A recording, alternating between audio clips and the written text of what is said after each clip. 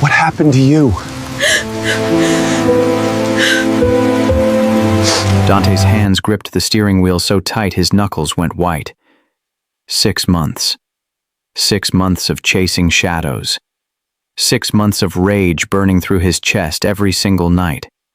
And tonight, in the snow-choked back alleys of Chicago, he was done searching. The black SUV crawled past dumpsters and broken streetlights. Steam rose from manholes. The city felt dead, cold, empty, just like him. He'd trusted her, gave her access, let her into rooms no one else could enter, and she'd stolen from him $100,000, his ledger, his secrets, McKenna, his former maid, the woman he'd once looked at a little too long when she poured his coffee, the woman who smiled at him like he was more than just a boss. Gone. Vanished. And he'd spent 6 months wanting to find her just so he could ask why. Dante slowed the SUV near an alley. Something caught his eye. A heap near the dumpster. Trash bags. But one of them moved. He stopped. Stepped out into the snow. The cold bit through his coat, but he didn't feel it. He walked closer. Boots crunching on ice. And then he saw her. McKenna. Curled inside a torn trash bag, soaked, shivering, her skin pale and bruised, her clothes, what was left of them, filthy and stained, her hair matted against her face. Hi, viewers. Kindly tell us where you're watching from and what time it is. Warm welcome to the family. Enjoy the story. Dante's breath stopped. This wasn't the woman who'd betrayed him. This was someone who'd been destroyed. He dropped to one knee. His hand hovered over her shoulder, afraid to touch her. Afraid she'd break. Her eyes flickered open. Barely. Dull. Empty. And that's when he saw it. On her neck. Just below her ear. A mark. Burned into her skin. A serpent eating its own tail. The Vane family. His enemies. Dante's chest tightened. His pulse roared in his ears. Rage. Guilt. Confusion. All of it crashed into him at once. She hadn't stolen from him. She'd been taken, and he'd spent 6 months hating her for it. McKenna, he whispered. Her lips barely moved. A single word escaped. Please. Dante pulled off his coat and wrapped it around her. She flinched, like she expected him to hurt her. That broke something inside him. He lifted her carefully. She weighed almost nothing, her body limp in his arms. He carried her to the SUV, his mind racing. How long had she been out here? How much had she endured? And why? He placed her in the back seat, grabbed his phone, dialed Rocco.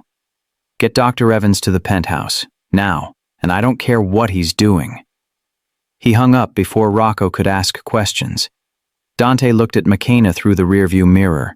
Her eyes were closed again, her breathing shallow. He thought about all the nights he cursed her name, all the orders he gave to find her, hurt her, make her pay. And now, looking at her broken body, he realized the truth. He'd been wrong. How many people do we walk past without really seeing them? Dante pulled onto the main road. The city blurred past, but all he could see was that mark on her skin. The serpent. His enemies had done this, but why her? His phone buzzed. A message from an unknown number. She didn't talk. But you will. Dante's jaw clenched. He looked at McKenna again, still unconscious, still barely alive, and one question burned in his mind. Who did this to her? 6 months ago, Dante stood in his office staring at an empty safe, $100,000. Gone. His ledger. The one thing that could destroy him. Gone. He'd checked 3 times, ran his hands along the walls, tore through drawers. Nothing. Someone had been in his private vault, someone who knew the code. Dante, Matteo walked in, his face tight. You need to see this. Matteo was his right hand, his brother in everything but blood. They'd grown up together, built this empire together. If Matteo said something was wrong, it was. Dante followed him to the security room. Matteo pulled up footage from 2 nights before. The screen showed a figure in a maid's uniform, moving through the hallway, stopping at Dante's office door, looking around, then slipping inside. "Rewind it," Dante said. Matteo did. The figure appeared again. Small frame, dark hair pulled back. Dante's stomach dropped. "That's McKenna," Matteo said quietly. Dante didn't respond. He couldn't. Matteo leaned closer to the screen. "She's the only one with access to that floor after hours. You gave her the code yourself, remember? Said you trusted her." Dante's jaw clenched. He did remember. He'd given it to her 3 months ago. She'd worked late cleaning his office. He'd told her the code so she wouldn't have to wait for him. "She played you," Matteo continued. "Waited until you were out of town. Took everything." Dante replayed the footage. Over and over. The uniform fit. The height matched. The timing was perfect. "Find her," Dante said, his voice cold. Matteo nodded. "What do you want us to do when we do?" Dante turned away from the screen. His hands shook. Not from fear, from rage. "I want her to explain. And then I want her to pay." Matteo left, and Dante stood there alone, staring at that frozen image on the screen. McKenna. The woman he'd trusted. The woman he'd started to care about more than he should have. She'd looked him in the eye every morning, smiled, asked how he slept, brought him coffee exactly how he liked it, and the entire time she'd been planning this. For 6 months he'd hunted her, put word on the street, paid informants, burned through contacts in every city. He wanted answers. He wanted revenge. But now, driving through Chicago with her unconscious body in his back seat, everything felt wrong. Dante glanced at the rearview mirror. McKenna's face was pale, bruised, her lips cracked and bleeding. This wasn't someone who'd stolen $100,000 and disappeared into luxury. This was someone who'd been tortured. His hands tightened on the wheel. What if Matteo was wrong? What if the footage lied? What if she never took anything at all? Dante's chest felt heavy. The anger he'd carried for 6 months started to crack, and underneath it, something worse crept in. Guilt. He remembered the orders he'd given, the men he'd sent, the things he'd said he'd do to her when they found her, and she'd been out there, suffering, alone, because of him. The penthouse came into view. Dante pulled into the private garage. Dr. Evans was already waiting. Rocco stood beside him, arms crossed. Dante got out and opened the back door. He lifted McKenna carefully, her head rolled against his chest. "Jesus," Rocco muttered. "Is that—" "Get inside," Dante snapped. They moved quickly, up the elevator, into the penthouse. Dante laid her on the guest bed. Dr. Evans immediately started checking her vitals. "She's hypothermic, malnourished, multiple contusions." Dr. Evans looked up. "How long has she been out there?" "I don't know," Dante said. Dr. Evans worked fast. IV fluids, warm blankets, checking her wounds. Dante stood at the foot of the bed, watching. His mind wouldn't stop racing. 6 months ago, he'd believed the evidence, believed Matteo, believed his own eyes. But looking at her now, he couldn't ignore what was right in front of him. The serpent mark. His enemies had done this, not some random theft, not a betrayal. This was targeted, which meant someone had framed her. Someone had set this entire thing up. Someone had wanted Dante to hate her, to hunt her, to destroy her, and it worked. Dante's hands started shaking again. Rocco stepped beside him. "Boss, you okay?" Dante didn't answer. He just stared at McKenna. She'd been out there for 6 months, branded, beaten, thrown away like trash, and he'd done nothing. Worse than nothing. He'd made it his mission to find her and make her suffer. Dr. Evans finished bandaging her arms. "She'll need rest, lots of it, but she'll survive." Dante nodded, but the word survive felt wrong. Because surviving wasn't the same as living, and McKenna looked like someone who'd stopped living a long time ago. Dr. Evans packed his supplies. "I'll be back tomorrow to check on her." Dante barely heard him leave. He pulled a chair beside the bed and sat down. his elbows on his knees, his face in his hands. He'd been so sure, so certain she'd betrayed him. But what if everything he believed was a lie? What if the person he should have been hunting wasn't McKenna at all? Dante looked at her pale face, her closed eyes, the mark on her neck, and one question tore through him. How had he missed this? Dante couldn't stop staring at the mark, the serpent, burned into her skin, still raw, still red around the edges. He leaned closer, his hand hovering just above her neck, not touching, just looking. This wasn't random. This wasn't some street thug's work. This was a message, and Dante knew exactly who sent it. 5 years ago, he'd sat across from Silas Vane in a warehouse, a meeting that almost ended in bloodshed. Silas had smiled that cold, dead smile and said, "You'll know when we come for you, Cavallaro. We leave a mark." Dante had laughed it off then, thought it was posturing, thought the Vane family was all talk. But here it was, right in front of him, the serpent eating its own tail, their signature, their claim. Dante's pulse pounded in his ears. She didn't betray him.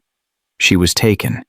His enemies had grabbed her, tortured her, branded her like property. And for 6 months, he'd been blaming the victim. Dante stood up fast. The chair scraped against the floor. He paced to the window, pressed his palms against the cold glass. Chicago stretched out below him, lights flickering, life moving. But inside this room, everything had stopped. He thought back to that night, the missing money, the security footage, Matteo showing him the video, the maid's uniform, the timing, it all fit. But now, looking at McKenna's broken body, nothing fit. Because if she'd stolen from him and run, she wouldn't be here. She'd be long gone, living somewhere quiet, somewhere safe. She wouldn't be half dead in an alley. Dante turned back to her, his throat tight. Someone had set this up. Someone had wanted him to believe she was guilty. Someone had wanted him to hate her. And it worked. He'd sent men after her, put bounties out, spread her name across every dirty corner of this city. He'd made her a target, and his enemies had found her first. Dante's fists clenched. Rage burned through his chest, but this time it wasn't aimed at McKenna, it was aimed at himself. How could he have been so blind? He walked back to the bed, sat down again. This time his hand didn't hover. He touched her shoulder, gently, like she might shatter. Her skin was cold. "I'm sorry," he whispered. The words felt useless, empty, but he said them anyway. McKenna didn't move. Her breathing was shallow, her face pale. Dante's phone buzzed, a text from Rocco. "Dr. Evans says she'll pull through, but she's been through hell," Dante typed back. "Find out everything. Who grabbed her? Where? They kept her. I want names." Rocco responded immediately. "On it." Dante set his phone down. He looked at the mark again. The Vane family thought they'd won, thought they'd broken him by taking someone close to him. But they'd made a mistake. They'd left her alive. And now Dante knew the truth. Sometimes the truth is right in front of us and we're too angry to see it. He thought about the security footage again. The figure in the maid's uniform. The way she moved. The way she looked around before entering his office. McKenna was small, quick, but that figure on the screen? Dante replayed it in his mind, frame by frame. The shoulders were broader. The walk was different, confident, almost arrogant. McKenna moved like someone who was invisible, like she didn't want to be seen. That person, on the footage, they wanted to be caught. Dante's stomach dropped. It wasn't her. Someone had worn a maid's uniform. Someone had imitated her movements. Someone had framed her perfectly, and Dante had fallen for it. He stood up, his mind racing now, connecting pieces he'd ignored for 6 months. Matteo had been the one to show him the footage. Matteo had been the one to convince him it was McKenna. Matteo had been the one to suggest she'd run. Dante's chest tightened. No, not Matteo. Matteo was his brother, his partner, the only person he trusted completely. But doubt crept in, slow, poisonous. What if Matteo had lied? What if Matteo had set this whole thing up? Dante shook his head. He couldn't think like that. Not yet. Not without proof. But the thought wouldn't leave. He looked at McKenna again, her bruised face, her broken body. She'd suffered because of him, because he'd believed a lie, and now he had to find out who told it. Dante's phone buzzed again, another text from Rocco. "Boss, we got a problem. Someone's asking about the girl." Dante's blood went cold. "Who?" Rocco's reply came fast. "Matteo." Dante stared at the screen, his hands trembling. Matteo knew McKenna was here. Matteo was asking questions, which meant one of two things. Either Matteo was worried about her, or Matteo wanted to finish what he started. Dante looked at McKenna one last time, her chest rising and falling, still alive, still fighting. He'd spent 6 months hunting her, but now he realized he'd been wrong, and the person he should have been hunting might have been standing beside him the whole time. McKenna's eyes opened, not all the way, just slits, like the light hurt too much. Her vision blurred, shapes moved around her, voices echoed, everything felt distant, unreal. Then she saw him, Dante. Her body jerked, panic flooded through her veins. No, not him. Anyone but him. "Please," she whispered. Her voice cracked, barely audible. "Please don't." Dante froze. His hand was reaching toward her, but he stopped midair. "McKenna, I didn't tell them anything," she said, her words tumbling out fast. Desperate. "I swear, I didn't say a word. Please, please don't hurt me." Dante's face went pale. She was afraid of him, not the men who tortured her, not the people who branded her, him. "I'm not going to hurt you," Dante said softly. He moved his hand away, held it up like he was surrendering. "I'm not going to touch you. I promise." But McKenna didn't believe him. Her breathing quickened, her chest rising and falling too fast, too shallow. She tried to sit up, to get away, but her body wouldn't cooperate. Pain shot through her ribs, her side, her arms. She gasped, clutched her side, her fingers pressed against bruised skin. "Don't move," Dante said, his voice urgent now. "You're hurt. You need to stay still." McKenna shook her head. Tears spilled down her cheeks. "You're going to kill me." Those words hit Dante like a punch to the chest. She thought he brought her here to finish her off. "No," Dante said, his voice breaking. "No, McKenna, I'm not. I found you in that alley. I brought you here to help you." McKenna's eyes darted around the room. The penthouse. The expensive furniture. The floor-to-ceiling windows overlooking the city. This was his world. The world she used to clean. The world she'd been thrown out of. And now she was back. Trapped. "Where are they?" she whispered. "The men. Are they coming?" Dante knelt down beside the bed. Slowly, carefully, like approaching a wounded animal. "No one's coming," he said. "You're safe here." McKenna laughed, a bitter, hollow sound. "Safe? With you?" Dante flinched. She looked at him. Really looked at him. His face was tight, his jaw clenched, his eyes red. He looked guilty, but guilt didn't mean safety. "You sent them after me," McKenna said, her voice stronger now, angrier. "You told everyone I stole from you. You put a target on my back." Dante nodded. "I did." McKenna's breath hitched. "Then why am I here? Why didn't you just leave me there?" "Because I was wrong," Dante said, his voice barely above a whisper. "I saw the mark. I know who did this, and I know it wasn't you." McKenna stared at him, searching, his face for a lie, for the trap. But all she saw was pain. Her hand trembled as she touched the mark on her neck, the serpent, the brand that had been seared into her skin while she screamed. "They said you'd never believe me," she whispered. "They said you'd hunt me forever." "Who said that?" Dante asked. McKenna closed her eyes. "The man who gave the orders, the one who watched." Dante's hands curled into fists. "What did he look like?"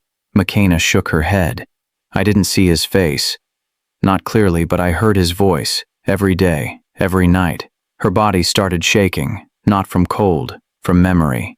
Dante stood up, paced to the window, his mind racing. They'd planned this, took her, broke her, made sure Dante would never stop hunting her. But why? What did they gain by destroying McKenna? Unless it wasn't about her at all, unless she was just the message. Dante turned back to her. Did they ask you questions? About me? About my business? McKenna nodded. Every day, they wanted names, locations, codes. And you didn't tell them? McKenna's eyes met his, fierce, defiant. Despite everything, she still had fight in her. I didn't say a word. Dante felt something twist in his chest. Respect, guilt, regret, all of it at once. She'd protected him, even when he'd abandoned her, even when he'd made her life hell. She'd kept his secrets. The door opened. Dr. Evans walked in, carrying his medical bag. McKenna flinched, tried to push herself back against the headboard. It's okay, Dante said quickly. He's a doctor. He's here to help. But McKenna wasn't listening. Her eyes were wide, fixed on the door. Who else is out there? She asked. Just Rocco. My bodyguard. Is he the one asking about me? Dante's blood went cold. What? McKenna's voice dropped to a whisper. Someone's been asking about me. I heard the guards talking before they threw me out. They said someone wanted to know if I was still alive. Dante's mind spun. Rocco had just texted him, said Matteo was asking questions, but how did McKenna know? Who told you that? Dante asked. McKenna's face went pale. She clutched her side again, winced. It hurts. Dr. Evans moved closer. Let me see. McKenna shook her head. No, don't touch me. But Dr. Evans didn't back away. He gently lifted the blanket covering her, pulled back the bandage on her side, and stopped. Dante saw it too, a fresh wound, deep, infected, and inside it, something dark. Dr. Evans reached for his tools, used tweezers to pull something out, a piece of metal, small, jagged. No, not metal, a microchip. Dr. Evans held it up to the light, his face grim. They've been tracking her. Dante's heart stopped. McKenna wasn't just a victim. She was bait. And whoever planted that chip, they knew exactly where she was. What had they done to her? The microchip sat on the table, small, innocent-looking, deadly. Dante stared at it like it might explode. How long has it been in her? He asked. Dr. Evans cleaned his tweezers. Based on the scar, tissue? Weeks, maybe longer. Dante's jaw tightened. Can they still track her?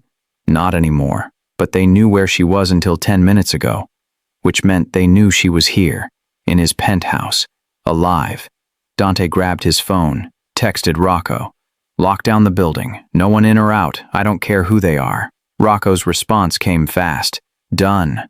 Dr. Evans continued working on McKenna, cleaning wounds, stitching cuts, wrapping bandages around her arms and ribs. She didn't move. The sedative had finally kicked in, her breathing slow, and even now, Dante stood in the doorway, watching, his fists clenched so tight his nails cut into his palms. Every mark on her body was his fault, every bruise, every scar, every moment of pain, because he'd believed a lie.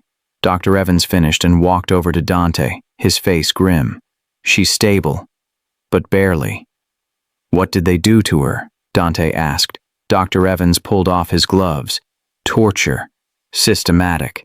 They broke 3 ribs, dislocated her shoulder, burned her skin in multiple places. She's malnourished, dehydrated, and based on the marks on her wrists and ankles, she was restrained for extended periods. Dante felt sick. How long could she survive out there? In that alley? A few more days, maybe less. Dr. Evans paused. She's lucky you found her when you did. Lucky? Nah, Dante didn't feel lucky. He felt like a monster. What about psychological damage? Dante asked. Dr. Evans sighed. That's harder to measure. But based on her reactions? Severe trauma.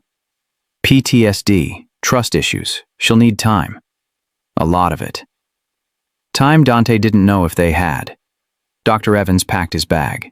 She needs rest. Don't push her, and don't expect her to trust you anytime soon. He left. Dante stood there alone. The penthouse felt too big, too cold, too empty. He walked to the living room, poured himself whiskey. Straight, no ice. The city stretched out below him, Chicago at night, beautiful, dangerous, unforgiving, just like him. Dante thought about McKenna, sleeping in the guest room, finally safe, finally warm. But for how long? Whoever planted that chip knew she was alive, knew she was here, and they'd come for her, unless Dante moved first. He pulled out his phone, scrolled through contacts, stopped on one name, Matteo, his brother, his partner, the man he trusted more than anyone, the man who'd shown him that security footage, the man who'd convinced him McKenna was guilty, the man who was now asking questions about her. Dante's thumb hovered over the call button. What if Matteo was innocent? What if Dante was letting paranoia destroy the one relationship he had left? Or what if Matteo was the reason McKenna almost died? Dante didn't call. Not yet. He needed proof first. The door opened. Rocco walked in, his face tight. "We got a problem," Rocco said. Dante set his glass down. "What kind?" "I ran the security footage from 6 months ago, the night of the theft." "And?" "The timestamp was altered. Someone edited it." Dante's blood went cold. "Who has access to our security system?" Rocco hesitated. "3 people. You, me, and Matteo." There it was, the confirmation Dante didn't want. "Are you saying Matteo framed her?" Dante asked.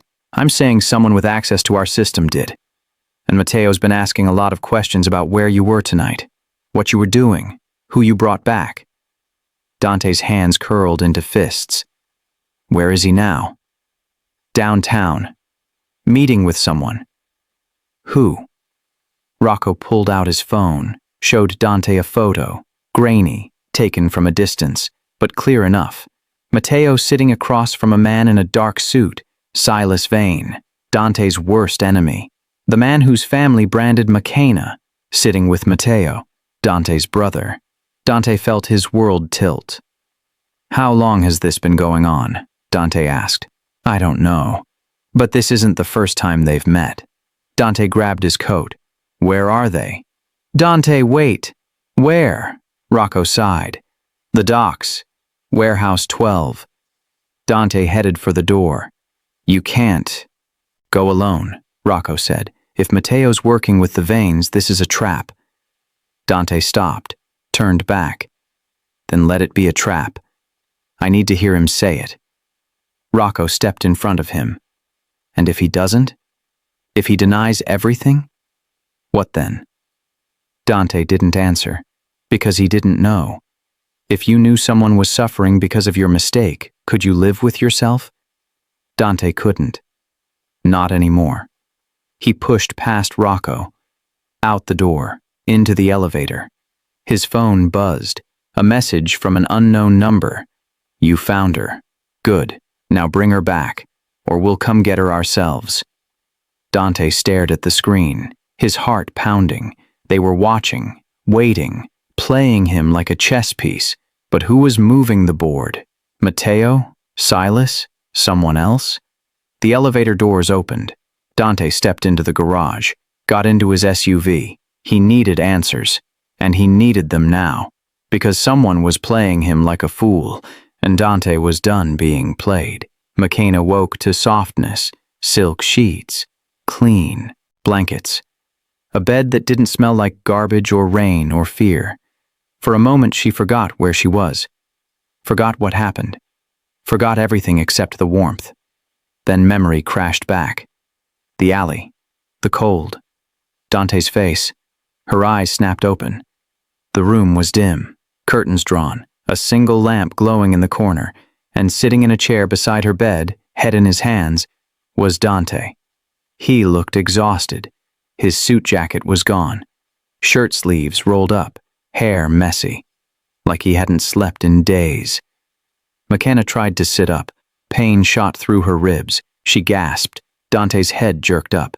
"Don't move. You're still healing." McKenna stared at him, her heart pounding. "Where am I?" My penthouse. You're safe. Safe. That word felt foreign, dangerous. Why? McKenna asked, her voice hoarse. Why did you bring me here? Dante leaned forward, elbows on his knees. Because I was wrong, about everything. McKenna's throat tightened. Wrong? You didn't steal from me. I know that now. Tears burned. Behind her eyes, she'd waited 6 months to hear those words. 6 months of torture. 6 months of believing no one would ever believe her. And now, hearing it, she didn't know if she could trust it. I didn't take anything, McKenna whispered. I swear, I didn't. I know, Dante said, his voice breaking. I know, and I'm sorry. McKenna looked away, stared at the ceiling. They grabbed me the night the money went missing. I was leaving, walking to the bus stop. A van pulled up. 3 men. They dragged me inside before I could scream. Dante's jaw clenched. Where did they take you? A warehouse. I don't know where. They kept me blindfolded most of the time. McKenna's hands trembled. They asked me questions. About you. About your business. About who you trusted. What did you tell them? McKenna's eyes snapped to his. Fierce. Defiant. Nothing. I told them nothing. Dante believed her. He could see it in her eyes. The truth. The pain. They didn't like that, McKenna continued, her voice quieter now. They said you'd never believe me anyway, that you already thought I betrayed you, that even if I got out, you'd hunt me down. Dante closed his eyes, the guilt crushing him. They were right, McKenna said, a bitter laugh escaping her lips. You did hunt me, didn't you? Dante nodded. I put the word out, told everyone you stole from me, told them to find you. McKenna's tears spilled over. I thought you'd come for me. In the beginning. I thought maybe you'd realize something was wrong, that maybe you'd look for me, really look. Her voice cracked. But days turned into weeks. Weeks turned into months, and I realized you weren't coming. You believed them. Not me. Dante's chest felt like it was being ripped apart. I'm sorry. Sorry doesn't fix this, McKenna said. Sorry doesn't erase what they did. What you let happen. I know. McKenna wiped her face. They branded me. Did you see it? The serpent. Dante nodded. The Vane family. They said it was a message. For you. That you'd know who took me. That you'd know what happens to people you care about. Dante's hands curled into fists. Did they say anything else? Any names? McKenna hesitated. There was one voice. I heard it more than the others. He gave the orders. Decided when they hurt me. When they stopped. What did he sound like? Familiar, McKenna whispered. Like someone I'd heard before. But I couldn't place it. Dante's pulse quickened. Think, McKenna. This is important. Where did you hear that voice? McKenna closed her eyes, tried to remember, but the memories were fragmented. Broken. I don't know, she said finally. I'm sorry, I don't know. Dante stood up, paced to the window. It's okay. You've been through enough. McKenna watched him, his silhouette against the city lights, strong, powerful, guilt-ridden. Why did you really bring me here? She asked. You could have left me there. Let me disappear. Dante turned back to her. Because you didn't deserve what happened to you, and because I need to make this right. You can't make this right, McKenna said. You can't undo what they did. What you did. I know, but I can find who did this, and I can make them pay. McKenna shook her head. It won't change anything. I'll still have these scars. I'll still wake up afraid. I'll still see their faces every time I close my eyes. Dante walked back to her bed, sat down in the chair. Then let me protect you. Let me keep you safe while I find them. McKenna laughed, a hollow, broken sound. Safe? With you? The man who wanted me dead? I never wanted you dead, Dante said. I wanted answers. I wanted justice. But I was wrong about who I should have been going after. McKenna stared at him, searching his face. Who should you have been going after? Dante's phone buzzed. He pulled it out. Read the message. His face went pale. What? McKenna asked. What is it? Dante looked up at her. Someone just sent me a photo. Of what? Dante turned the phone around. Showed her. The screen. It was a picture of Matteo, sitting across from a man in a dark suit. Silas Vane. McKenna's breath caught. That's him. That's the voice. Dante's world stopped. What? The man giving orders. The one who decided when they hurt me. McKenna's voice shook. That was his voice. I'm sure of it. Dante stared at the photo. Matteo, his brother, his partner, sitting with the enemy. He couldn't let this go. He needed answers, and he needed them now. Dante left McKenna's room and went straight to his office. He slammed the door, locked it, pulled every file he had on the theft, spread them across his desk. Matteo's voice was the one giving orders, the one who tortured McKenna, the one who branded her, his brother. Dante's hands shook as he flipped through documents, bank statements, security logs, personnel files. There had to be something, some proof, some thread he could pull that would unravel the whole lie. He grabbed his phone, started making calls. First, his contact at the bank. I need transaction records from 6 months ago. The 100,000 that went missing. I want to know where it went. Dante, I already gave you those. I want the originals, not copies, not summaries, the actual records. Silence on the other end. Then, I'll see what I can do. Next, he called Marcus, his informant on the south side. You hear anything 6 months ago about someone moving 100 grand? Anyone flashing new cash? Marcus laughed. You're still on that. Man, I told you. No one's heard anything. It's like that money vanished into thin air. Or it never left, Dante muttered. He hung up, pulled up the security footage from that night. The video Matteo had shown him. Dante watched it again. Frame by frame this time.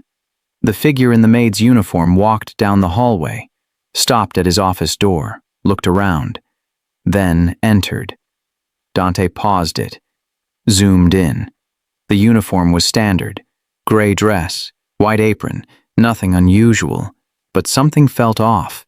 Dante rewound, watched the way the person moved, the stride, the posture, the shoulders, too broad. McKenna was small, petite. This person was taller, wider. Dante's stomach dropped. He pulled up McKenna's employee file, found her measurements from when she was fitted for uniforms. 5'3", 110 pounds. The person on the footage? At least 5'7", maybe 130. It wasn't her.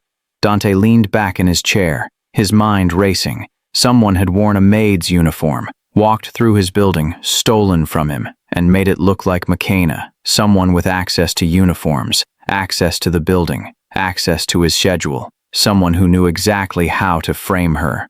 Dante opened another file, personnel records, every employee who worked that night, 3 security guards, 2 cleaners, 1 maintenance worker, and Matteo. Matteo had been there, working late. He'd been the one to review the footage the next morning, the one to point the finger at McKenna. Dante felt sick. How often do we destroy someone based on half the story? He'd destroyed McKenna, ruined her life, all because he believed what he saw without questioning it, all because he trusted the wrong person. Dante grabbed his phone again, called the head of his security team. I need the original footage from 6 months ago. Not the file Matteo gave me, the raw backup. That's archived. It'll take a few hours to pull. I don't have a few hours. Get it now. He hung up, stood, paced his office. Everything pointed to Matteo, the footage, the timing, the meetings with Silas Vane. But why? Why would Matteo betray him? They'd built this empire together, shared everything, trusted each other with their lives. What did Matteo gain by destroying McKenna? Unless it wasn't about her, unless it was about Dante. Dante stopped pacing, his chest tight. What if this was never about the money? What if it was about breaking Dante, making him lose control? making him hunt an innocent woman while his real enemies moved freely? While Matteo moved freely, Dante's phone buzzed, a text from his bank contact. Found something. Call me. Dante called immediately.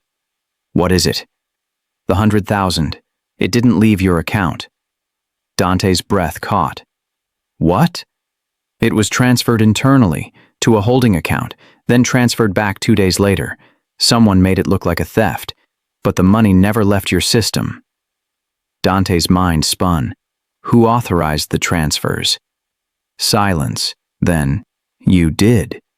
At least that's what the records say. Your login, your password, your authorization code. I didn't authorize anything, Dante said. I know, which means someone had access to your credentials.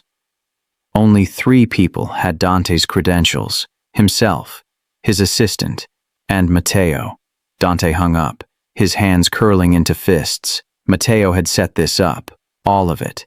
The theft that wasn't a theft, the footage that framed McKenna, the hunt that destroyed her. Also, Dante would be distracted, blinded by rage, focused on the wrong enemy. While Matteo worked with the veins, Dante's phone buzzed again, a text from Rocco. We found something. It's bad. Dante's heart pounded. He typed back. What?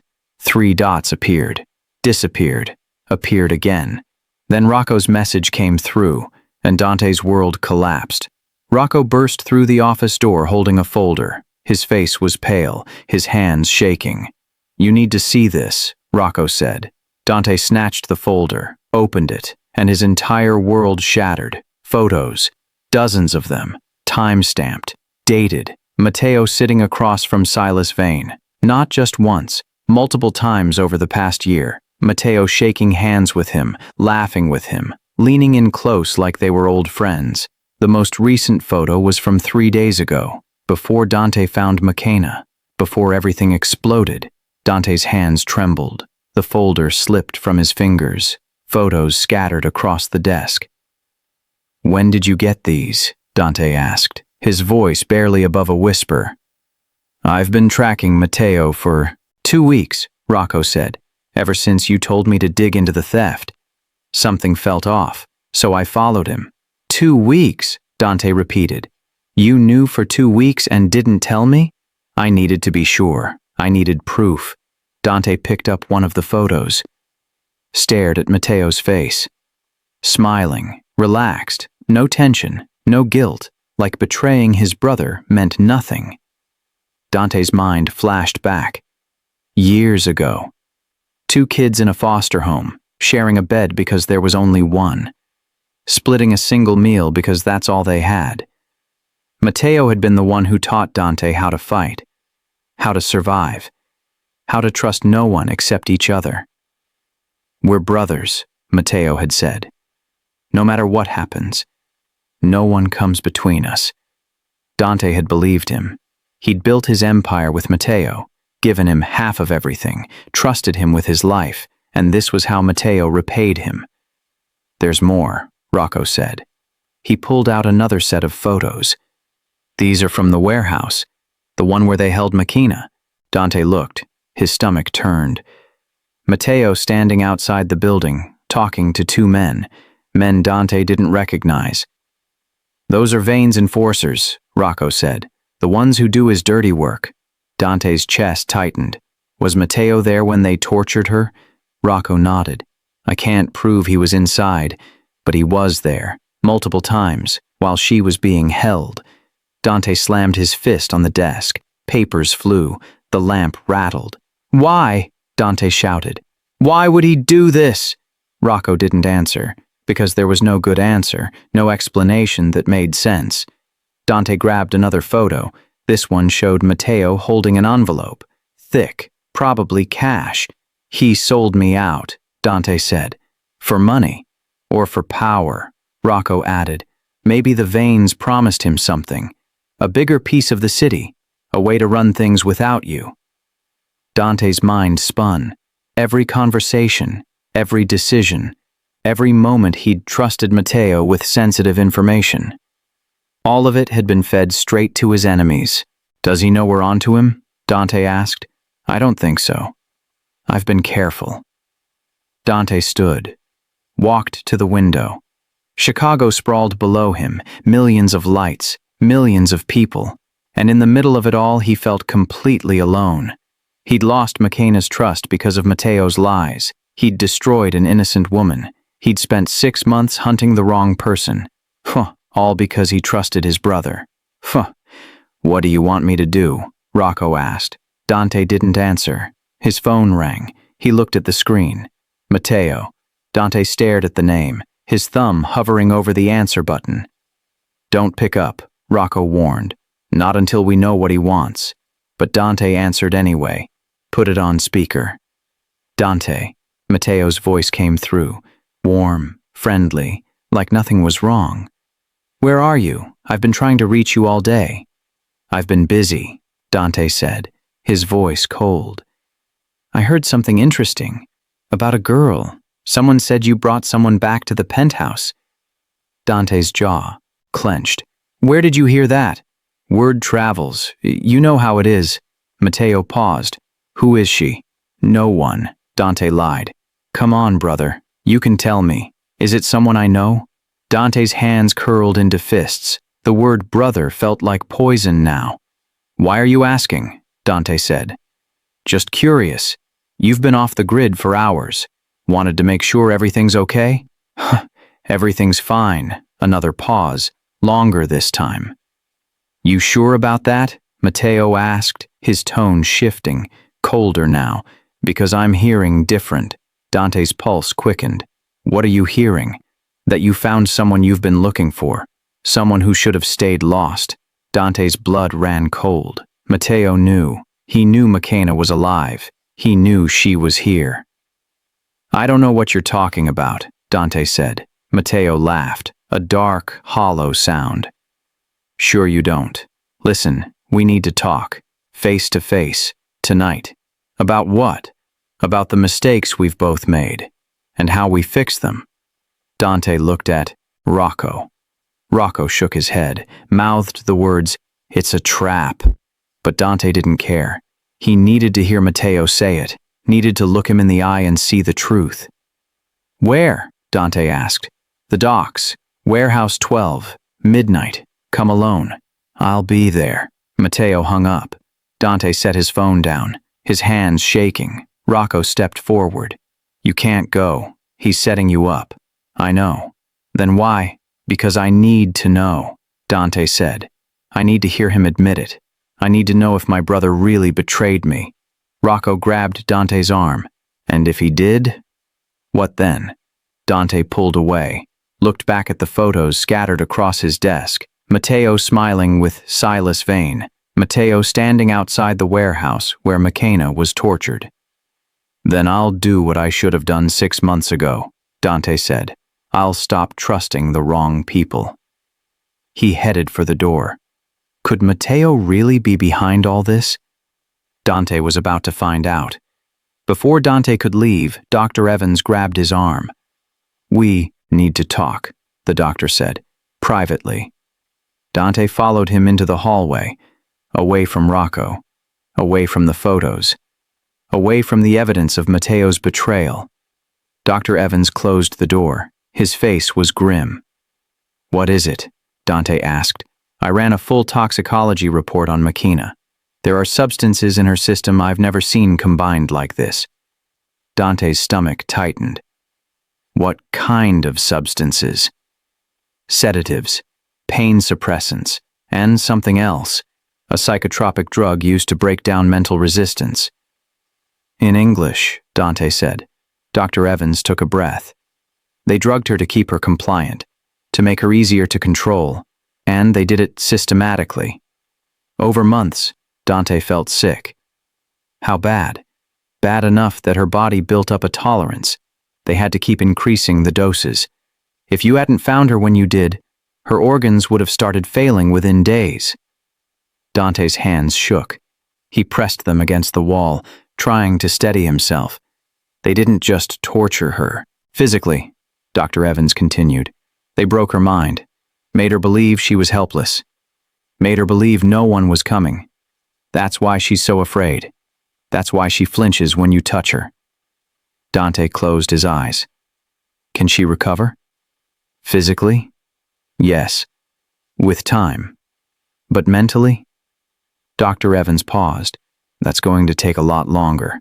And she's going to need support. Real support. Not just protection. Dante nodded. But he wasn't sure he knew how to give that. He'd spent 6 months hating her, 6 months wanting revenge. How was he supposed to undo that? There's one more thing, Dr. Evans said. When I was treating her, I found scarring in her throat, like she swallowed something sharp. Dante's eyes snapped open. What? I don't know what it was, but it damaged her esophagus. She would have been in excruciating pain, and she did it to herself. Dante's mind raced. Why would McKenna swallow something? What could be that important? I need to talk to her, Dante said. Dr. Evans stepped aside. Be gentle. She's fragile right now. Dante walked back into McKenna's room. She was awake, staring at the ceiling, tears streaming down her face. McKenna, Dante said softly. She didn't look at him. You're going to meet him, aren't you? Matteo. How did you... I heard you on the phone. The walls are thin. She finally turned her head. Met his eyes. He'll kill you. Maybe, Dante said, but I need answers. Answers won't bring back the last 6 months, McKenna whispered. They won't erase what he did. What they all did. Dante sat down in the chair beside her bed. The doctor said you swallowed something. Something that hurt you. McKenna's hand went to her throat. I had to. They were coming. They were going to take it. Take what? McKenna hesitated, her eyes filled with fresh tears. Your ledger. The real one. The one with all the names. All the secrets. Dante's breath caught. I thought that was stolen. It was, by me. McKenna's voice broke. The night. They grabbed me. I knew something was wrong. I saw someone in your office. Someone who wasn't supposed to be there. They were taking things. So I took the ledger first, hid it. Dante leaned forward. Where? I didn't have time to get it out of the building, so I did the only thing I could think of. I went to the vault, took the key, and I swallowed it. Dante stared at her, speechless. I thought if they couldn't get the ledger, they'd let me go, McKenna continued. But they didn't. They kept asking where it was, kept hurting me, and I never told them. McKenna. They searched everywhere, tore apart my apartment, threatened my family, but they never found it, because I had the key the whole time, inside me. Dante's chest felt like it was caving in. She'd endured months of torture, months of pain, all to protect something that belonged to him, something he'd accused her of stealing. Where's the key now? Dante asked. I don't know, McKenna whispered. It's been so long. Maybe. It's still inside me. Maybe it passed. I don't remember. Dr. Evans stepped back into the room. I can run an X-ray, see if it's still there. Dante nodded. Do it. Dr. Evans left to get his equipment.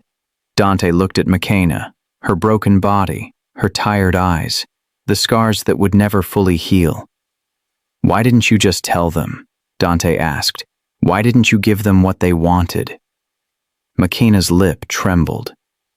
Because you trusted me. Even when I was just a maid, even when I was invisible to everyone else, you saw me, you trusted me with your world. She wiped her face. I couldn't betray that, even when you betrayed me. Dante's throat tightened. He didn't deserve her loyalty, didn't deserve her sacrifice. The ledger, Dante said. If we find the key, we can get it back? McKenna nodded. It's still in the vault, hidden behind a false panel. I put it there before they grabbed me. Dante stood, his mind spinning. The ledger was the key to everything. Every dirty deal, every payoff, every name in his network. If Matteo got his hands on it, Dante's entire empire would crumble. But if Dante got it first, he'd have proof, evidence, leverage. Dr. Evans returned with a portable X-ray machine. This will only take a minute.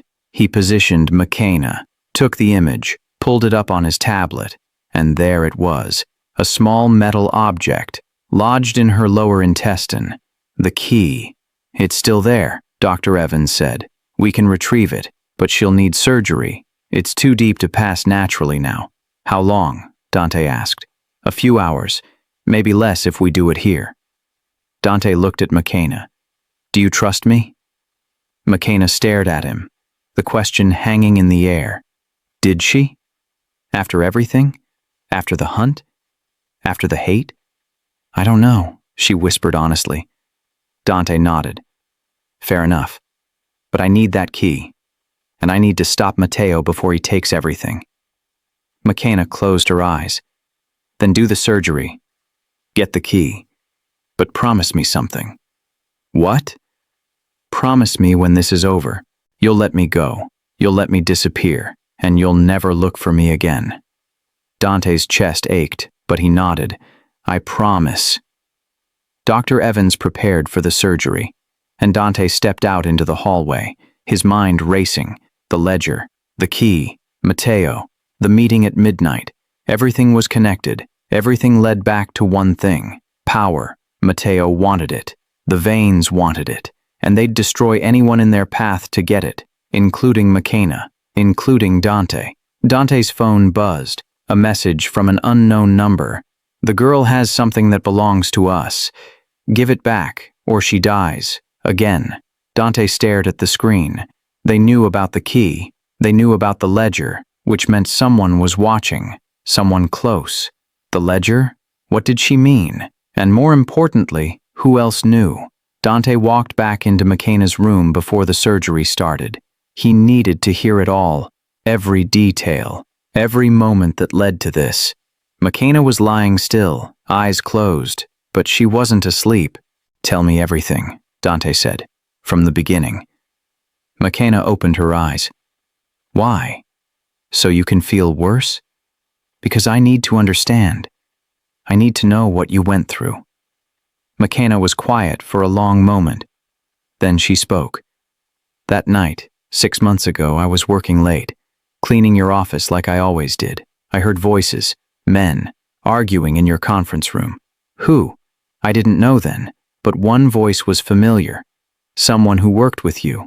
Someone you trusted. Dante's pulse quickened. Go on. I heard them talking about the ledger, about how if they got it, they could control everything, control you, control the city. So I waited until they left. Then I went into your vault. How did you know the code? You wrote it down once, on a sticky note. You thought you threw it away, but it fell behind your desk. I found it when I was cleaning. Dante remembered, months ago. He'd been careless, just once, and McKenna had remembered. I took the ledger, McKenna continued, hid it behind a false panel in the vault, a spot I'd noticed when I was dusting. Then I took the key, and I left the building. But they grabbed you, McKenna nodded. 2 blocks away, a van, 3 men. They threw me inside, tied my hands, blindfolded me. Her voice shook. They drove for what felt like hours. When they finally stopped, they dragged me into a building, a warehouse, cold, empty, smelled like rust and blood. Dante's fist clenched. They sat me in a chair, asked me where the ledger was. I said I didn't know. They didn't believe me. McKenna's hand went to her ribs, to the scars. They hit me, over and over. Asked the same question. I kept saying I didn't know. Then one of them said something that made my blood run cold. What? He said, Dante will never believe you. He already thinks you stole from him. He's already hunting you. No one's coming to save you. Dante felt like he'd been punched in the chest. That's when I realized, McKenna whispered, this wasn't about the ledger. This was about destroying you, and I was just the tool they used to do it. So you swallowed the key? McKenna nodded. They left me alone for a few minutes. I still had it in my pocket. I knew if they found it, they'd get the ledger. So I swallowed it. Her voice broke. It tore my throat. I thought I was going to die right there, but I couldn't let them win. I couldn't let them destroy you. Would you suffer in silence to protect someone who hated you? Dante didn't know if he could, but McKenna had. The pain was unbearable, McKenna continued. Every time I swallowed, every time I breathed, but I didn't tell them. Even when they burned me, even when they branded me, I never told them where the key was. Dante's vision blurred. He wiped his eyes. Why? Why did you protect me?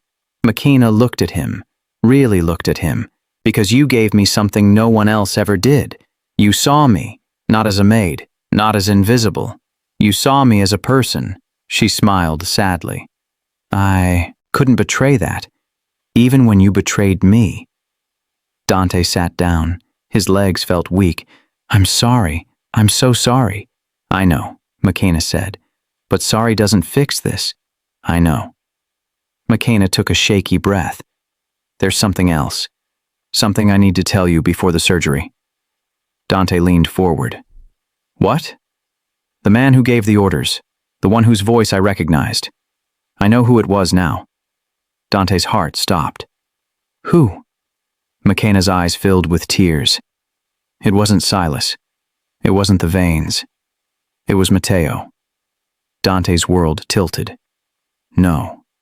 You're wrong. You said you didn't see his face. I didn't. But I heard his voice every day for 6 months. And when I heard him on your phone earlier, I knew. It was him. Matteo was the one who ordered them to take me, to torture me, to brand me. Dante stood up, paced the room. That's not possible. Matteo's my brother. He wouldn't. He did, McKenna said firmly. He's the one who framed me. He's the one who convinced you I stole from you, and he's the one who's been working with the veins this whole time. Dante's hands shook. His mind raced. Every conversation with Matteo, every decision, every moment of trust, all of it was a lie. Why? Dante asked. Why would he do this? Because he wants what you have, McKenna said. He wants to be the one in control, and he knew the only way to get it was to destroy you from the inside. Dante's phone buzzed. He pulled it out. A text from Matteo. Running late. Meet me at 1 a.m. instead. And Dante, bring the girl. We need to settle this once and for all. Dante stared at the message, his blood running cold. Matteo knew McKenna was here, knew she was alive, knew she had the key, which meant he'd been watching this whole time. Dante looked at McKenna. He wants you. I know, McKenna whispered. He's not going to stop until he gets the ledger, and he'll kill anyone who gets in his way. Including me. Especially you. Dante's mind spun. The meeting, the trap, the endgame. Matteo had planned this, perfectly. Destroyed McKenna to distract Dante. Worked with the veins to weaken him, and now he was moving in for the kill. Dante's brother, his partner, his friend. Was he the real enemy? Dante looked at McKenna one more time. Get the surgery, get the key. I'm going to that meeting. He'll kill you, McKenna said. Maybe, Dante replied. But if I don't go, he'll come here, and I won't let him hurt you again. McKenna grabbed his hand, weak, shaking. Please don't go. But Dante pulled away. I have to. He walked out, into the hallway, past Rocco, into the elevator. His phone buzzed again, another message. See you soon, brother. Dante stared at the word brother. It felt like poison now, and by the end of the night, one of them wouldn't be walking away. Dante stood frozen after McKenna said the name. Matteo. The man who grew up with him. The man who slept in the same bed when they had nothing. The man who helped him build everything from scratch. His brother. That's not possible, Dante said, but his voice betrayed him. Weak. Shaking. McKenna swallowed hard, her eyes never leaving his. He was the one who gave them your schedules, your routines, where you'd be, when you'd be alone. Her voice dropped to a whisper. He told them if I talked, you would die, that they'd make it look like an accident, that no one would ever know. Dante's chest tightened. He couldn't breathe. couldn't think. I didn't break, McKenna continued, tears streaming down her face. Not once, even when they burned me, even when they starved me, even when they told me you'd never believe me. I kept your secrets. I protected you. Dante turned away. He couldn't let her see his face, couldn't let her see the tears that were threatening to fall. Every order he'd given, every curse he'd spoken against her, every night he'd imagined what he'd do to her when he found her. All of it was wrong. All of it was based on Matteo's lies. He used me, McKenna said, her voice breaking. He used me to destroy you, and it worked. For 6 months, you hunted the wrong person. For 6 months, you hated me, and that's exactly what he wanted. Dante pressed his palms against the window, the glass cold against his skin. Chicago stretched out below him, a city he thought he controlled, a city he thought he understood. But he'd been blind to the enemy sleeping in his own house. Why didn't you tell me sooner? Dante asked, not turning around. When I found you in that alley, why didn't you say his name? Because I was terrified, McKenna whispered. I thought you'd think I was lying, thought you'd think I was trying to turn you against him, thought you'd leave me there to die. Dante finally turned back to her, his eyes red, his face tight. I would have, he admitted. If you'd told me then, I wouldn't have believed you. I would have thought you were trying to manipulate me. McKenna nodded. I know. That's why I waited. That's why I kept quiet. I needed you to see the truth for yourself. I needed you to find the proof. Dante's phone vibrated in his pocket. He pulled it out. A message from Matteo. We need to talk. Tonight. The docks. Midnight. Just you and me. Like old times. Dante stared at the screen, his hands shaking. Like old times. When they were kids. When they trusted each other. When they promised to always have each other's backs. But those days were gone. Murdered by Matteo's greed. He wants to meet, Dante said. McKenna's eyes widened. Don't go. Please. It's a trap. I know it's a trap. Then why? Because I need to hear him say it, Dante said. His voice cold now, hard. I need to look him in the eye and hear him admit what he did. McKenna tried to sit up, winced from the pain. He'll kill you. The moment you show up, he'll kill you. Maybe, Dante said, but I can't just sit here. I can't just let him get away with this. He's not going to confess, McKenna said desperately. He's going to lie. He's going to make you doubt everything, and then he's going to finish what he started. Dante looked at her, really looked at her. This woman who'd suffered for 6 months because of his mistakes. This woman who'd protected him even when he hated her. I'm sorry, Dante said, for everything. For not believing you, for hunting you, for making you feel like no one cared. McKenna's tears fell faster. I don't want your apology. I want you to stay alive. Dante typed a response to Matteo. I'll be there. McKenna grabbed his sleeve, weak, desperate. Please don't do this. But Dante gently pulled away.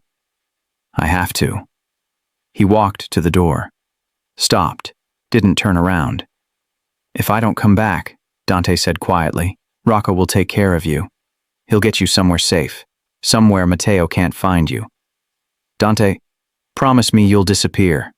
Promise me you'll start over somewhere new. McKenna's voice broke. I don't want to disappear. I want you to stay. But Dante opened the door and walked out. Rocco was waiting in the hallway. His face, grim. He's planning something, Rocco said. I can feel it. I know, Dante replied. Then don't go. I have to. Rocco stepped in front of him. Listen to me. Matteo's been 10 steps ahead this whole time. He framed McKenna. He convinced you she betrayed you. He worked with the veins. He's been planning this for months, maybe years. Dante's jaw clenched. So what do you suggest? We disappear. Tonight. Take McKenna, leave the city. Start over somewhere he can't find us. Run, Dante said. That's your solution? It's survival, Rocco shot back. Matteo wants you dead. The Vanes want you dead. And if you walk into that warehouse, you're giving them exactly what they want. Dante pushed past him. I'm not running. Then you're a fool. Dante stopped, looked back. Maybe. But I'd rather die knowing the truth than live hiding from it. He got into the elevator. The doors closed. Rocco pulled out his phone. Texted someone. Boss is going to the docks. Alone. We need backup. The B. Response came immediately. On it. But as Rocco read the message, something felt off. The number. The phrasing. He checked his contacts. The message didn't come from his team. It came from an unknown number, which meant someone else was watching. Someone else knew Dante was walking into a trap, and they were waiting. Back in McKenna's room, she stared at the ceiling, her body weak, her mind racing. She thought about Matteo, his voice, his threats, the way he'd smiled when he gave the order to brand her.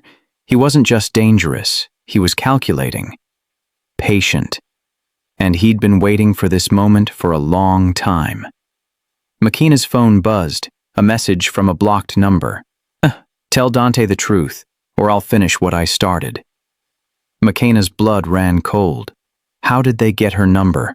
How did they know she was here? Unless someone in this building was working with them. Unless Matteo had eyes everywhere. McKenna tried to get out of bed, but her body wouldn't move. The drugs, the exhaustion, the pain. She was trapped, and Dante was walking straight into death. Did Matteo already know McKenna was alive? The answer was worse than she thought. He didn't just know. He'd been counting on it. The docks were quiet. Too quiet. Dante's SUV pulled up to Warehouse 12, the headlights cutting through the fog rolling off the water. He killed the engine, sat in the darkness, listening. No sounds, no movement, just the water lapping against the concrete and the distant hum of the city. His phone buzzed. Rocco. Boss, we're picking up multiple heat signatures around the warehouse. You're not alone. Dante's jaw tightened. How many? At least 15. Maybe more. They're positioned on the rooftops, behind containers. This is an ambush. I know. Then turn around, now. But Dante couldn't. Not yet. Not without answers. He got out of the SUV. The cold air hit him. He could see his breath. He walked toward the warehouse entrance, his hand hovering near his waist, where his gun was hidden. The door opened before he could reach it. Matteo stepped out, smiling, relaxed, like they were meeting for drinks. Brother, Matteo said, spreading his arms. You actually came. Dante stopped, kept his distance. You said we needed to talk. We do. Matteo walked closer, his shoes echoing on the concrete. But first, let me just say, I'm impressed. You found her, after all this time. I really thought she was dead. Dante's blood ran cold. You knew she was in that alley. Of course I knew. Matteo's smile widened. I put her there. Dante's fists clenched. Why? Because you needed to find her. You needed to see what happens when people cross me. Matteo stopped a few feet away. Or did you think this was all about her? Poor little McKenna. The maid who got caught in the middle. She didn't steal from me, Dante said. No, she didn't. I did. Matteo shrugged. Well, not steal exactly. I moved the money. Made it look like a theft. Planted evidence. It was easy, really. You trusted me so much, you never thought to question it. Dante's heart pounded. The security footage. You edited it. Altered the timestamp. Changed a few frames. Made it look like McKenna. Matteo tilted his head. You should have seen your face when I showed you. The rage. The betrayal. It was beautiful. You framed an innocent woman. I framed a pawn, Matteo corrected. Someone disposable. Someone you cared about just enough to make it hurt. Dante's voice dropped. You tortured her. I broke her, Matteo said casually. There's a difference. Breaking someone takes skill, patience. You have to know exactly where to push, where to cut, where to burn. Some people walk into danger for the ones who can't walk at all. Dante took a step forward. She protected me. Even after everything, she never gave you the ledger. Matteo's smile faltered. She was stronger than I expected. I'll give her that. Most people break in the first week. But Makena?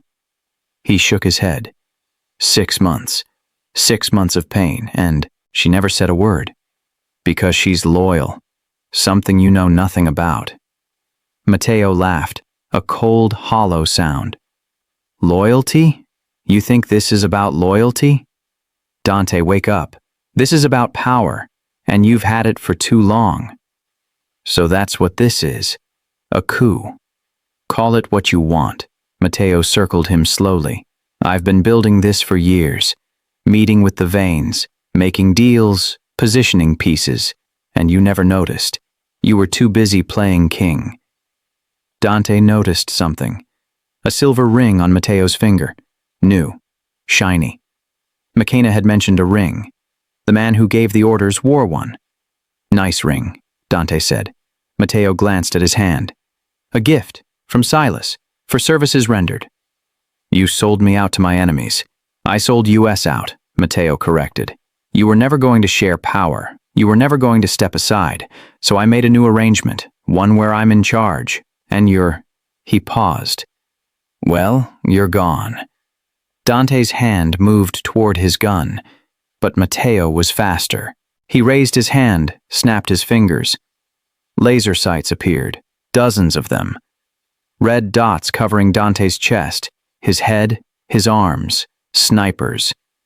You really thought I'd meet you alone? Matteo asked. After everything? Come on, brother, give me some credit. Dante froze, his hand still hovering near his weapon. Drop the gun, Matteo said, slowly. Dante pulled it out, slow, careful, dropped it on the ground. Matteo kicked it away. That's better. Now we can talk like adults. There's nothing to talk about, Dante said. You betrayed me. You tortured Makena. You're working with the veins. I know everything. Do you? Matteo stepped closer. Too close. Do you know why I did it? Do you know what it's like to build an empire with someone and watch them take all the credit? All the glory? All the power? We built this together. No, Matteo said, his voice hard now. You built it. I just helped. I was always second, always in your shadow, always the one people forgot about. That's not true. It is, Matteo shouted, his calm facade cracking. Every deal, every meeting, every decision, it was always Dante Cavallaro, never us, never we, just you. Dante stared at him. So you destroyed an innocent woman to get back at me? I destroyed a weakness, Matteo said. You cared about her. I saw the way you looked at her, the way you smiled when she brought you coffee. She made you soft, and soft men don't survive in this world. Dante's voice was ice. You're right. They don't. Gunfire erupted, but not from Matteo's men, from behind them. Rocco and his team burst from the shadows, returning fire, taking down snipers. Chaos exploded. Matteo dove for cover. Dante lunged for his gun. Bullets tore through metal containers, shattered glass, ricocheted off concrete. Dante grabbed his weapon, rolled behind a shipping crate. He looked around, tried to count the shooters, but there were too many. Matteo's voice echoed through the warehouse. You can't win this, Dante. I own this city. Now, I own your people. I own everything. Dante's phone buzzed, a message from Rocco. We're outnumbered. Fall back. But Dante couldn't fall back. Not yet. He fired, took down 2 of Matteo's men. Then he heard it. Engines, vehicles, coming from all directions. More of Matteo's forces. Dante's chest tightened. This wasn't just an ambush. This was an execution. And Dante realized the docks were surrounded. Gunfire erupted before Dante could even process what was happening. Bullets tore through metal shipping containers, shattered glass, ripped through wood. Dante dove behind a concrete barrier, his heart hammering, his gun already in his hand. "Rocco!" he shouted. "I'm hit!" Rocco's voice came from somewhere to his left, strained, in pain. Dante risked a glance. Rocco was crouched behind a rusted forklift, blood soaking through his shoulder. More gunfire, at least 6 shooters, maybe more. This wasn't a meeting. This was an execution. Dante returned fire, 2 shots. One of the shooters dropped, but more appeared, from behind containers, from rooftops, from everywhere. They'd been waiting, and then Dante saw him, Matteo, standing at the far end of the dock, hands in his pockets, watching, not running, not hiding, just watching, like this was entertainment. Dante's blood boiled. He stood, fired 3 more shots in Matteo's direction, but Matteo didn't flinch. He just smiled, turned, and walked away, disappeared into the shadows. "Coward!" Dante screamed. Another wave of bullets forced him back down. His phone buzzed in his pocket. He pulled it out with shaking hands. A video call, unknown number. Dante answered, and his world stopped. Makina, bound to a chair, duct tape over her mouth, blood dripping from a fresh cut on her forehead. She was terrified, eyes wide, shaking. Behind her stood a man in a black mask, gun pressed to the back of her head.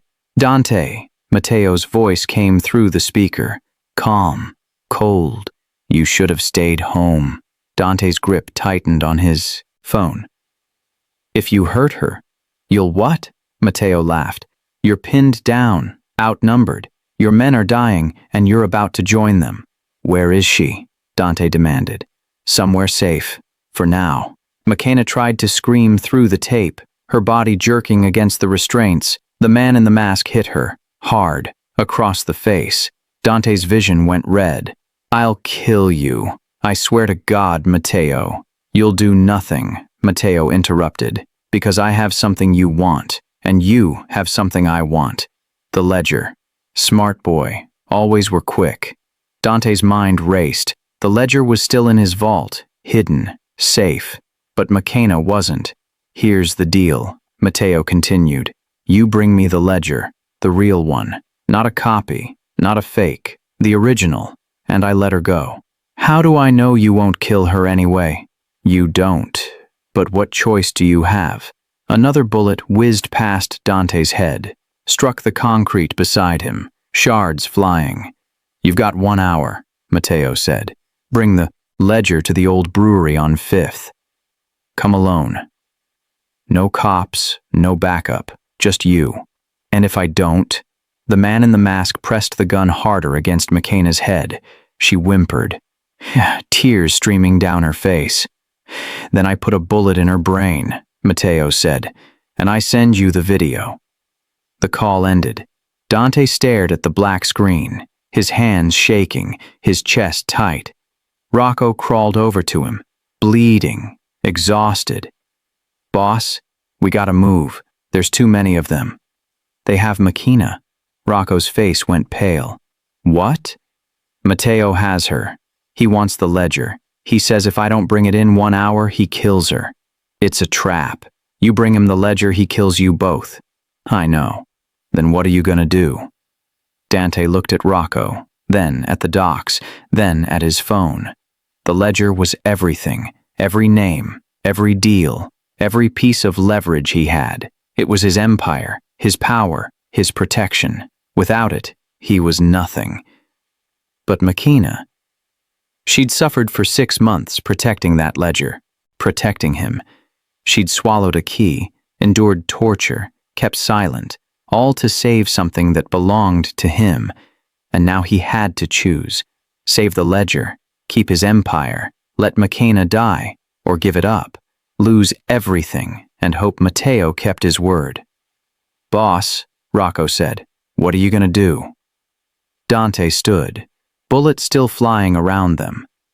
"Call Dr. Evans. Tell him to extract the key from Makina's body, now." "Dante, do it!" Rocco pulled out his phone, made the call. Dante fired back at the shooters, taking down 2 more. His men were arriving now, finally, reinforcements, but it was too late. Matteo was gone, McKenna was gone, and Dante was running out of time. He got to his SUV, engine already running. Rocco stumbled in beside him. "You're really gonna give him the ledger?" Dante didn't answer. He just drove, fast, through the city, back to the penthouse, his mind a storm, his heart pounding. The ledger meant power, control, safety, but McKenna meant... What did she mean? She was a maid, someone he'd barely noticed before all this started, but she'd risked everything for him, protected him when he'd hunted her, stayed silent when silence meant death. She deserved better than this, better than being bait in Matteo's game.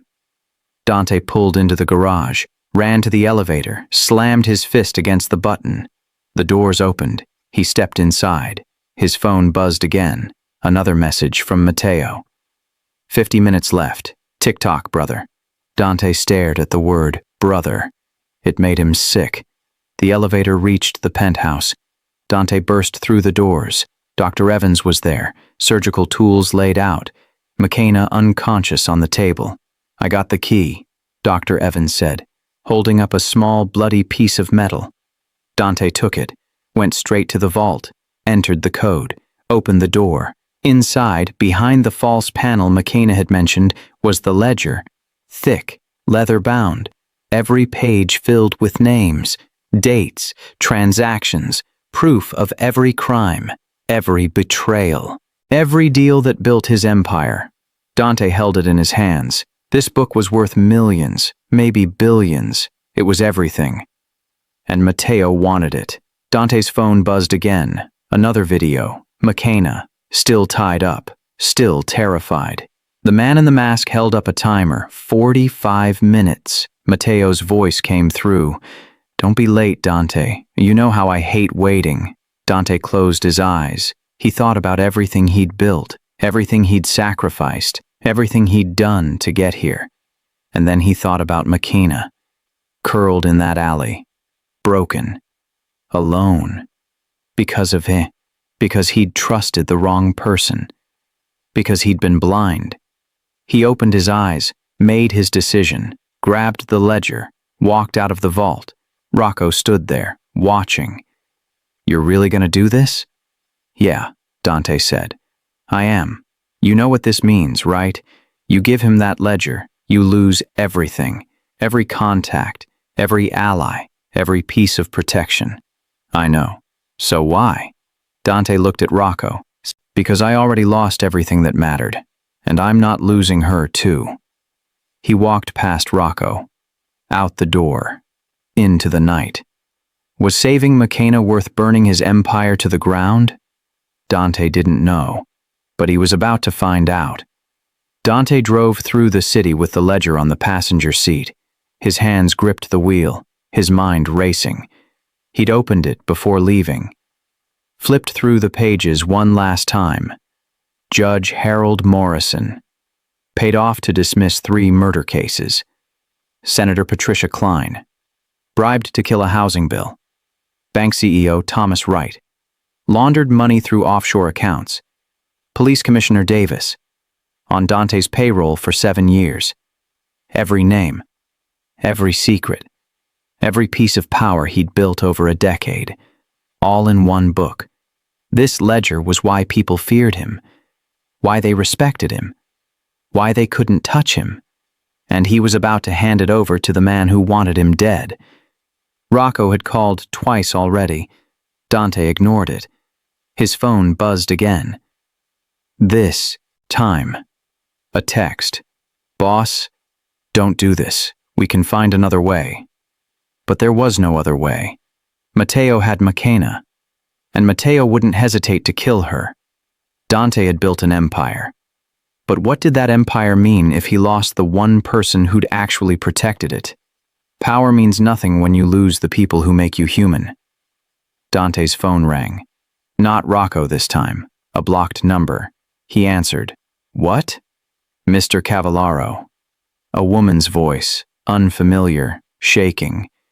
You don't know me, but I work for Judge Morrison. Dante's chest tightened. What do you want? Someone just leaked part of your ledger, online, 20 minutes ago. Names, transactions, everything. Dante's world tilted. What? It's everywhere. News sites, social media. The FBI's already moving. They're issuing warrants. For you, for the judge, for everyone in that book. Dante slammed on the brakes. The SUV screeched to a stop. How much was leaked? He demanded. About 30%. But whoever has it says they'll release the EOI. Rest. Unless, she paused, unless you surrender to them. Dante's hands shook. Who leaked it? I don't know. But the file came from an encrypted server. Someone who knows what they're doing. Matteo, it had to be. Matteo had somehow gotten a copy. Or maybe he'd always had one. Maybe this had been his plan all along. Leak enough to cause chaos, force Dante to make impossible choices, then swoop in and take everything. How long do I have? Dante asked. Before the FBI gets to you? Maybe an hour. Maybe less. Dante hung up, stared at the ledger on the seat beside him. It was useless now. Damaged. Compromised. But Matteo still wanted it, which meant there was something in it he didn't have yet. Something worth killing for. Dante's phone buzzed, another video call. He answered. McKenna, still bound, still terrified. But this time, Matteo's face appeared on screen too, smiling. Did you hear the news? Matteo asked. Your empire's falling apart, brother. Every ally you had is scrambling. Every judge, every cop, every politician. You leaked it, Dante said. Some of it. Enough to make you desperate, enough to make you realize you've got no choice. What do you want, Matteo? The rest. The pages I don't have. The names that matter. Dante's mind raced. Why? You already destroyed me. Why do you need the rest? Matteo's smile widened. Because those pages have something special. Something you hid even from me. Dante's blood ran cold. There was a section in the ledger he'd kept separate. A list of offshore accounts, not his, but accounts belonging to people who'd tried to take him down over the years. People like Silas Vane. If Matteo got those account numbers, he wouldn't just control Chicago. He'd control half the criminal underworld. You're working with the Vanes, Dante said, but you're planning to betray them too. Matteo laughed, finally catching on. Took you long enough. Behind him, McKenna struggled, tried to scream through the tape. The man in the mask hit, her again, harder this time. Dante's vision went red. Touch her again and I'll...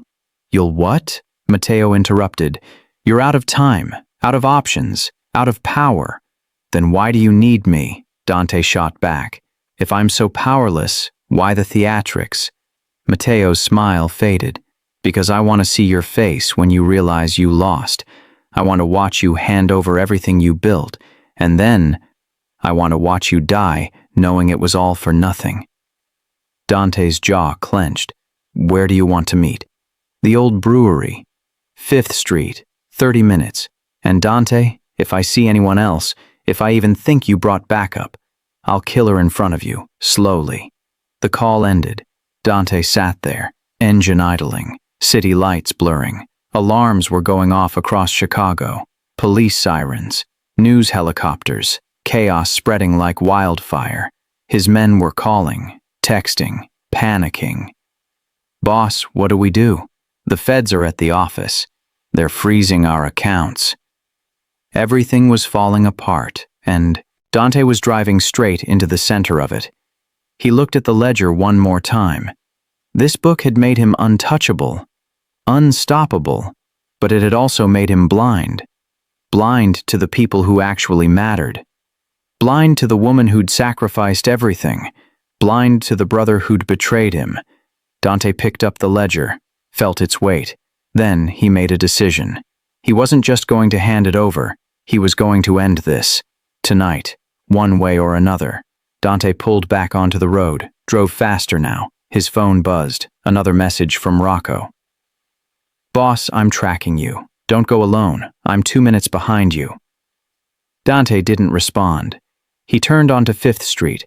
The old brewery loomed ahead. Dark, abandoned, perfect for an ambush.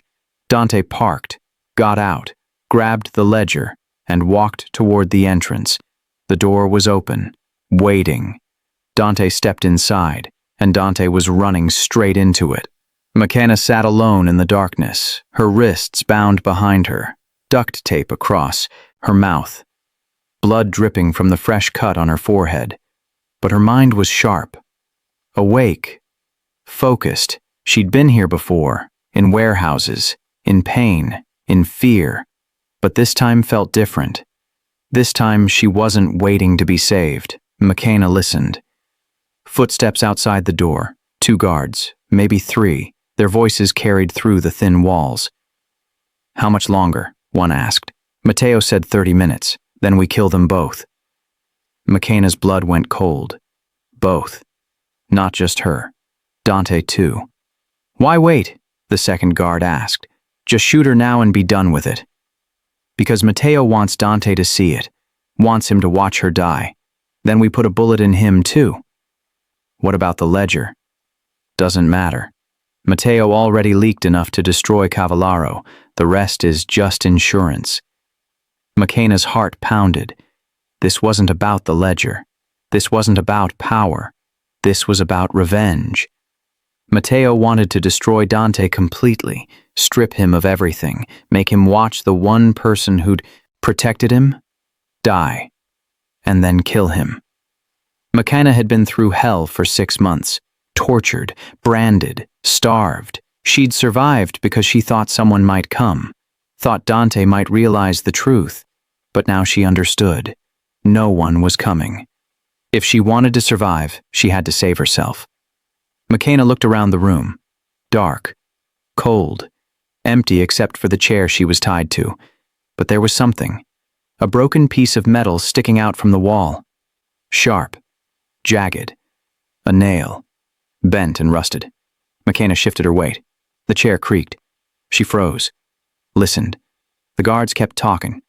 Didn't notice. McKenna moved again. Slowly. Inch by inch. Dragging the chair toward the wall.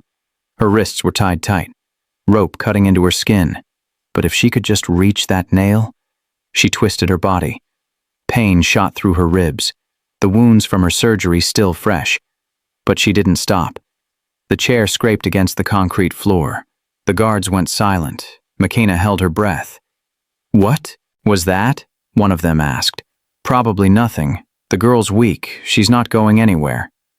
Footsteps moved away. McKenna exhaled slowly, kept moving. Finally, her hands touched the wall.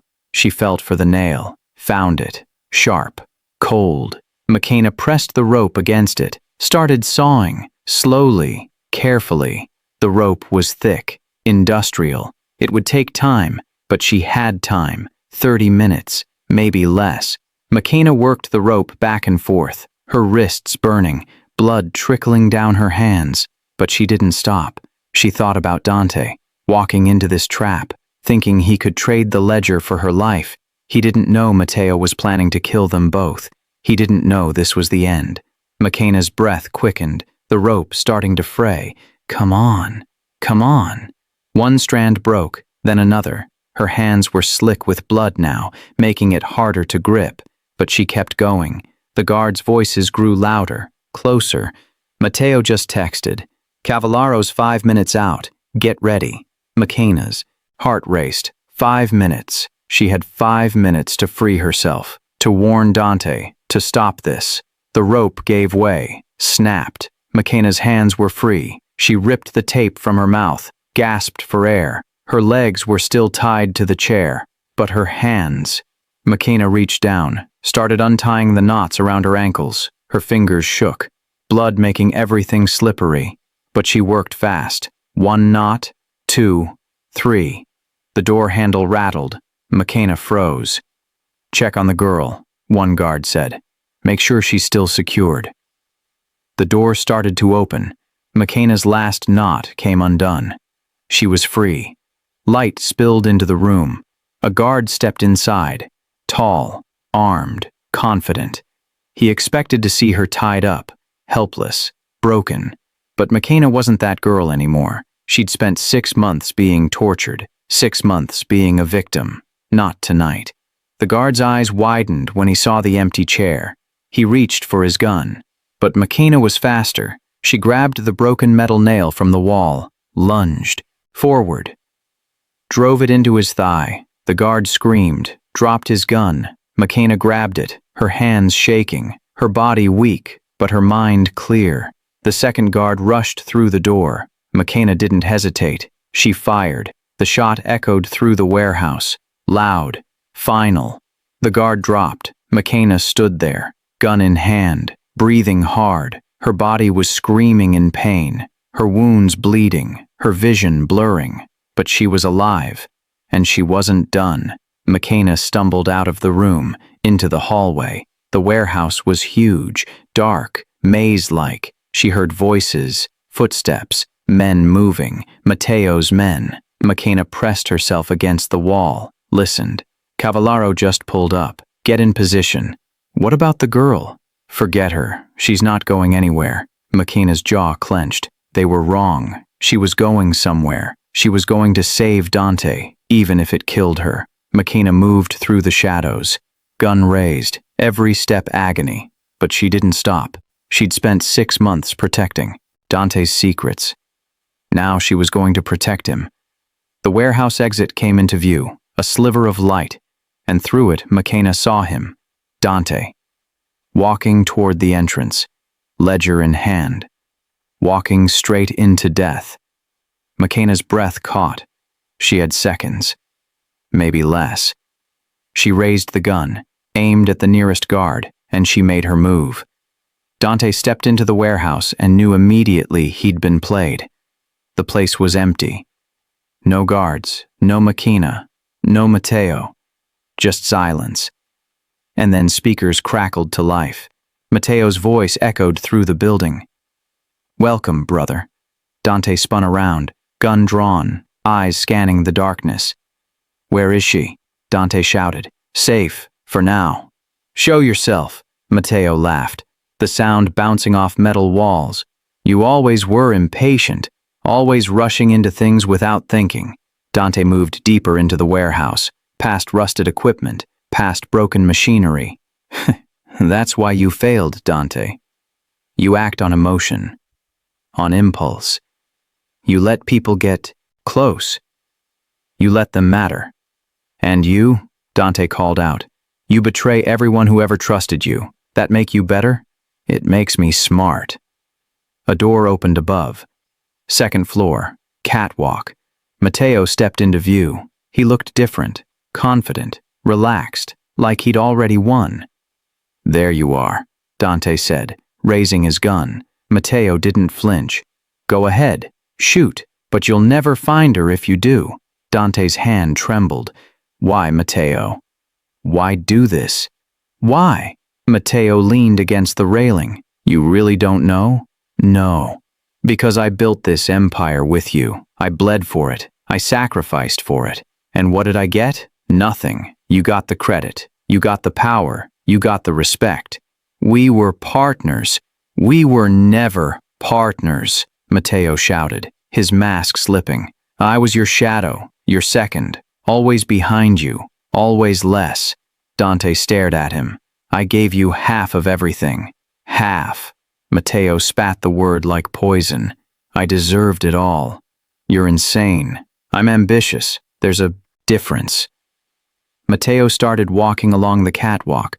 Dante followed below, gun still raised. "When did you start working with the veins?" Dante asked. 2 years ago. Silas approached me, said he could make me a king. All I had to do was help him take you down. And you agreed. Of course I agreed. You were too powerful, too protected. The only way to destroy you was from the inside. Dante's chest tightened. "So you framed McKenna. She was perfect, loyal, invisible. No one would question it. And you do exactly what I needed. Get angry, get distracted, stop paying attention to what really mattered. The ledger, Matteo smiled. I needed you to believe she stole it. Needed you to hunt her. While you were busy chasing shadows, I was taking over your operation piece by piece. And when I found her? I didn't think you would. I thought she'd die in that warehouse. Thought she'd break and tell them where the ledger was. Either way, I win. Dante's jaw clenched. She didn't break. She never told them anything. Matteo's smile faded. I know. That surprised me. A maid, protecting you, even after everything you did to her. Where is she, Matteo? Close. Matteo stopped walking, stood directly above Dante now. But you'll never get to her. Not alive. Matteo pulled out a gun, aimed it down at Dante. I wanted you to see this, Matteo said. Wanted you to know it was me. Wanted you to die understanding that your brother, your partner, your family, was the one who destroyed you. Dante didn't lower his weapon. You think killing me makes you king? No. Taking everything you built makes me king. Killing you is just personal. Then do it, Dante said. Pull the trigger. Matteo's finger tightened on the trigger. Goodbye, brother. He fired. Click. Empty. Matteo's face went pale. He looked at the gun, pulled the trigger again. Click. Click. Click. Nothing. What? A voice came from behind him. Calm. Steady. Looking for these? McKenna stepped out of the shadows. Holding bullets in one hand, a gun in the other, aimed at Matteo's back. Matteo spun around, eyes wide. How? You left me with amateurs, McKenna said. Big mistake. Dante stared up at her, relief flooding through him. She was alive, bleeding, barely standing, but alive. Matteo's shock turned to rage. You should be dead. I've been dead before, McKenna said. Didn't take. She stepped closer, gun never wavering. Drop your weapon. Matteo hesitated. Drop it, McKenna shouted. Matteo let the empty gun fall. It clattered against the metal catwalk. Now move, McKenna ordered. Down the stairs, slowly. Matteo raised his hands, started walking. Dante kept his gun trained on him, heart pounding. Matteo reached the bottom, stood between them now, trapped. This doesn't change anything, Matteo said. You're still finished, Dante. The ledger's leaked, the feds are coming. Your empire's gone. Maybe, Dante said, but I'm still breathing. And you? You're going to answer for what you did. Matteo laughed, a bitter, hollow sound. You think the law will touch me? I've got copies of that ledger too. I've got leverage. I've got protection. Not anymore, McKenna said. She pulled something from her pocket, a USB drive. The ledger wasn't the only thing I hid, McKenna said. I also recorded everything, every conversation, every threat, every order Matteo gave. She held up the drive. It's all here. Your voice, your deals with the veins, your plan to kill Dante, everything. Matteo's face went white. You're bluffing. Am I? McKenna tossed the drive to Dante. Check it yourself. Dante caught it, but he didn't need to check it.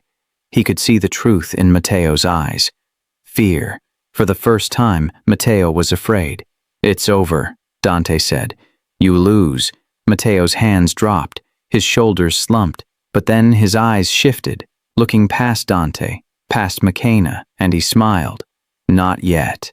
Red laser sights appeared on Dante's chest, on McKenna's back. Snipers. Matteo had backup. Did you really think I'd come alone? Matteo asked. Dante's blood ran cold. McKenna turned, saw the red dots. They were surrounded, and Matteo started laughing. You wanted to know who was holding the gun, Matteo said. It was never just me. He looked up at the catwalks, at the shadows. Take them.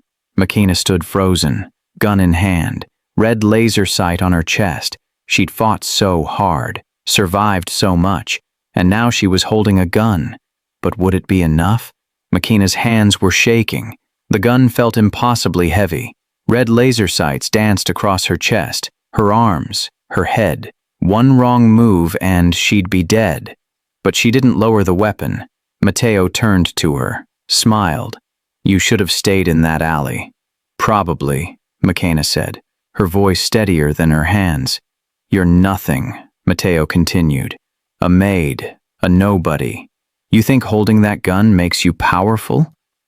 McKenna's finger tightened on the trigger. "I think it makes me dangerous. You won't shoot. You don't have it in you." McKenna met his eyes. "I survived 6 months of torture because of you. I swallowed a key to protect a man who hated me. I escaped a room full of armed guards." She took a breath. "You have no idea what I have in me," Matteo laughed. "Then prove it. Pull the trigger." McKenna didn't hesitate. She fired. The shot echoed through the warehouse. Loud. Final. Matteo spun back, clutched his shoulder, blood spreading through his shirt. The snipers fired, but not at McKenna, at each other. Rocco and his men had positioned themselves above the Vane snipers, taken them out before they could shoot. Chaos erupted. Gunfire, shouting, bodies dropping. Dante lunged at Matteo, tackled him to the ground. They hit the concrete hard, both men grappling, fists flying. This wasn't business anymore. This was personal. Dante punched Matteo in the face, once, twice, blood spraying. "You destroyed her," Dante shouted. "You tortured her." Matteo kicked him off, scrambled to his feet. "I did what you were too weak to do." They circled each other, both bleeding, both exhausted. "I trusted you," Dante said, his voice breaking. "I gave you everything." "You gave me scraps," Matteo screamed. "I was always in your shadow, always second." "So you became a monster?"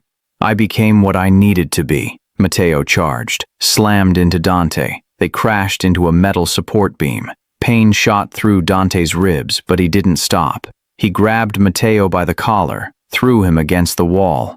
"You branded her like an animal," Dante shouted. "She was collateral." Matteo spat blood. "Just like you."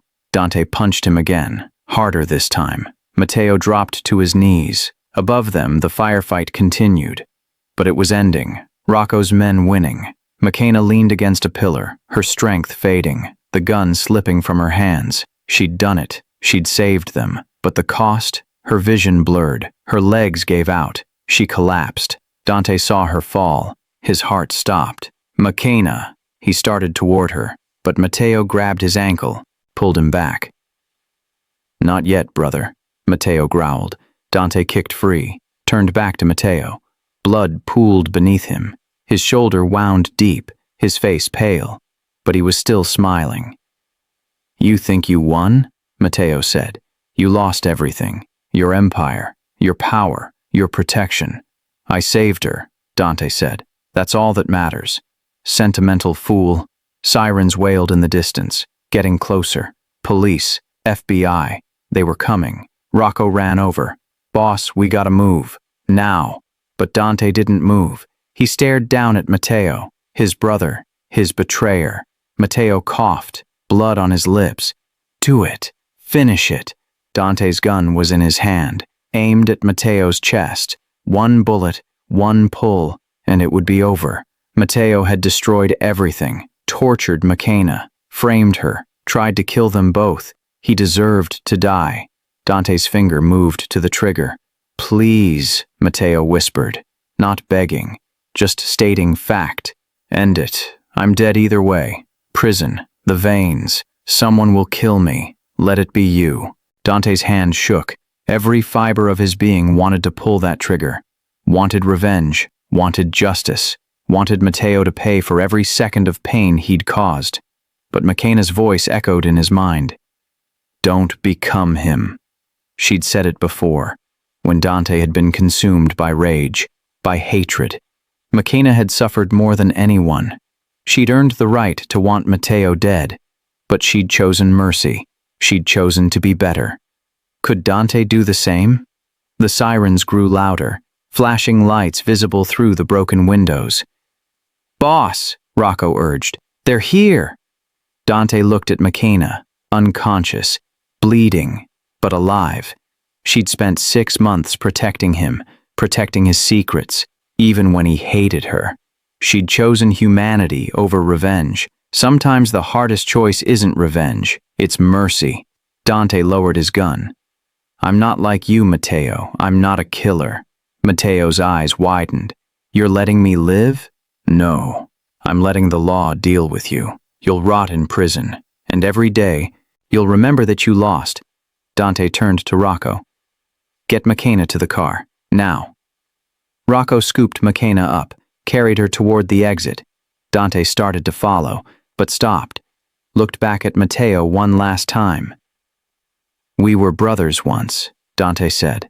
I'll mourn the man you used to be. He walked away. Police burst through the doors, guns drawn, shouting orders. Freeze! Hands up! Dante dropped his weapon, raised his hands, but he didn't stop moving toward the exit, toward McKenna, toward the only thing that mattered now. Behind him, Matteo lay bleeding on the floor, sirens drowning out his laughter. You're a fool, Dante, Matteo shouted. You'll regret this. But Dante didn't look back. He'd made his choice, and for the first time in 6 months, it felt right. Rocco got McKenna to the SUV. Dante climbed in beside her. Hospital, Dante ordered. Rocco hesitated. The feds? I don't care. Save her first. Rocco drove, fast, through the chaos, through the sirens. In the back seat, Dante held McKenna's hand, her pulse weak, her breathing shallow. Stay with me, he whispered. Please, stay with me. McKenna's eyes flickered open, just for a second. Did you? He's alive, Dante said. I let him live. McKenna's lips curved into the smallest smile. Good. Her eyes closed again, and Dante hesitated. Hesitated because he wasn't sure if he'd made the right choice. Hesitated because Matteo's words echoed in his mind. You'll regret this. Would he? Or had he finally done something right? Dante stood in the hospital hallway, hands covered in blood, heart still racing. The doctors were working on McKenna, had been for 2 hours. No updates, no news, just silence. Rocco sat beside him, bandaged, exhausted. You did the right thing. Dante didn't respond. He kept replaying the moment, standing over Matteo, gun in hand. He could have ended it, could have pulled the trigger. Part of him still wanted to. Boss, Rocco said, you listening? What? The feds are looking for you. They've got warrants, for you, for everyone in that ledger. Dante nodded. He knew this was coming. How long do I have? Maybe a day. Maybe less. And Matteo, arrested. They took him straight to federal holding. He's not getting out. Dante closed his eyes. Matteo was alive, in custody, facing decades in prison. Justice, not revenge. It should have felt like victory, but it felt empty. He said something before they took him, Rocco added. Said you'd regret letting him live. Dante opened his eyes. He say anything else? Yeah. He said you lose everything now. That without the ledger, without your protection, you're nothing. Dante stared at the hospital floor. Maybe he's right. He's not, Rocco said firmly. You saved her. You chose her over power. That's not nothing. But was it enough? Dante had lost his empire, his contacts, his safety net. The FBI would come for him. The people whose names were in that ledger would want revenge. He'd be lucky to survive the month. But McKenna, if she lived, maybe it was worth it. The operating room doors opened. Dr. Evans stepped out, his face unreadable. Dante jumped to his feet. How is she? Stable. She lost a lot of blood. The surgery wounds reopened, but she's strong. Stronger than anyone I've ever treated. Dante's legs went weak. Can I see her? She's sedated. But yes, 5 minutes. Dante walked into the room. McKenna lay in the bed, pale, bandaged, but breathing. Dante sat beside her, took her hand gently. You did it, he whispered. You saved us both. McKenna's fingers twitched, her eyes fluttered open, just slightly. Dante, I'm here. Mateo? Alive. In custody. He'll never hurt anyone again. McKenna's breath hitched. You didn't kill him. No. You were right. I couldn't become him. A tear rolled down McKenna's cheek. Thank you. Dante squeezed her hand. I should be thanking you. You protected me, even when I didn't deserve it. You were lied to, McKenna whispered. You didn't know. I should have. I should have trusted you. McKenna's eyes closed again, exhaustion pulling her under. What happens now? Dante didn't have an answer. His empire was gone. His power stripped away, the authorities closing in. But looking at McKenna, alive and safe, he realized something. He'd spent years building walls, gathering power, protecting himself from everyone, and in the end it was a maid, someone he'd barely noticed, who saved him. Not with power, not with money, with loyalty, with sacrifice, with strength he never knew existed. I don't know what happens now, Dante said honestly, but whatever it is, we face it together. McKenna's lips curved into the smallest smile. Together. She fell asleep, her breathing steady now. Dante stayed beside her, holding her hand. Outside, sirens wailed. Police, FBI, coming for him. Rocco appeared in the doorway. Boss, they're here. Dante stood, looked at McKenna one last time. Then he walked out. Into the hallway. Federal agents swarmed the corridor, guns drawn, shouting orders. Dante Cavallaro, hands up! Dante raised his hands, slowly. You're under arrest for racketeering, bribery, money laundering. The list went on. Dante stopped listening. They cuffed him, read him his rights. As they led him away, Dante looked back at McKenna's room. She was safe. That's all that mattered. Rocco stepped forward. I'll take care of her, I promise. Dante nodded. Get her somewhere safe.